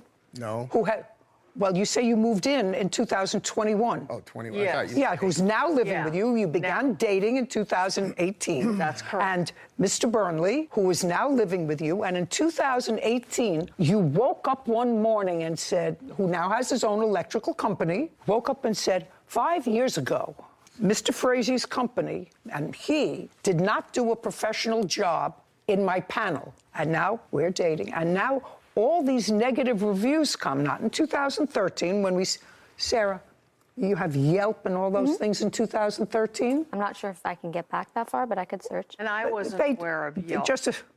I don't care what you were aware of. Okay. You mean you woke up in 2019 and found out that you could give a star or review? That's the first time you found that out? I don't believe you. I don't believe you. Well, it's I just true. want to tell you something. I don't believe you. I don't believe that when you want to go to a restaurant, Miss Booth, and it's a new restaurant, you don't take a look on your computer and say, I wonder how many stars it got. I wonder if there are any reviews on this resort. Yes. Well, then you were smart enough to do this. My sons are in IT, so they I want to will- tell you something. I don't believe you. Okay. Because I'm older than you are. And I know about this, and she can tell you I'm an idiot on the machine. Well, I I'm don't buy it. And I don't buy actually. Yeah, it is. I can't see any of her reviews. No. But there are reviews on Yelp of his business that all are very positive. I have them if you'd like to see them. I will look And at I them. have negative reviews that says the exact same thing what Cindy posted. Just a second. You don't understand what I'm saying to you, Mr. Burnley. I'm saying to you that it was nasty and malicious, because if she was unhappy with the service, it would have been posted in 2013, 14, 15, 16, 17. And it wasn't until the two of you were hoochie-coochieing that all of a sudden we got negative reviews about a job they did 9 years before. That's ridiculous. It's mean-spirited. All those positive reviews that you posted, did any of them have to do with people that you're sleeping with? That's a question. No, No, of course not. Of course not. I'm not that Okay. kind of girl.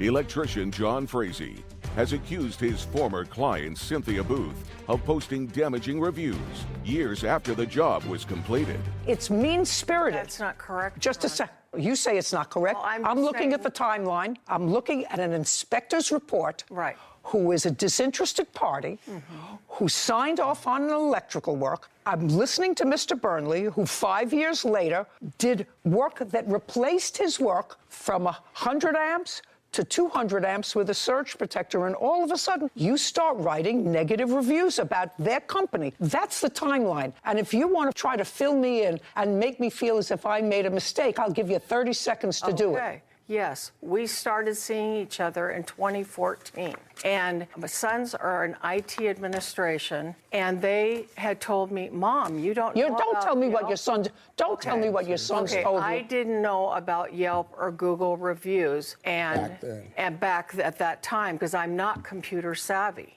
You want to know something? I don't believe you. I don't believe you. I'm almost 80 years old, a lot older than you are. And I know that if I want to look something up, which I do occasionally, I look something up and I say, did so-and-so eat at this fish restaurant? It's a new place, it's a new town. I'm going to go there and take a look at it. I know how to do that. I know. And I'm an idiot, and I'm an idiot.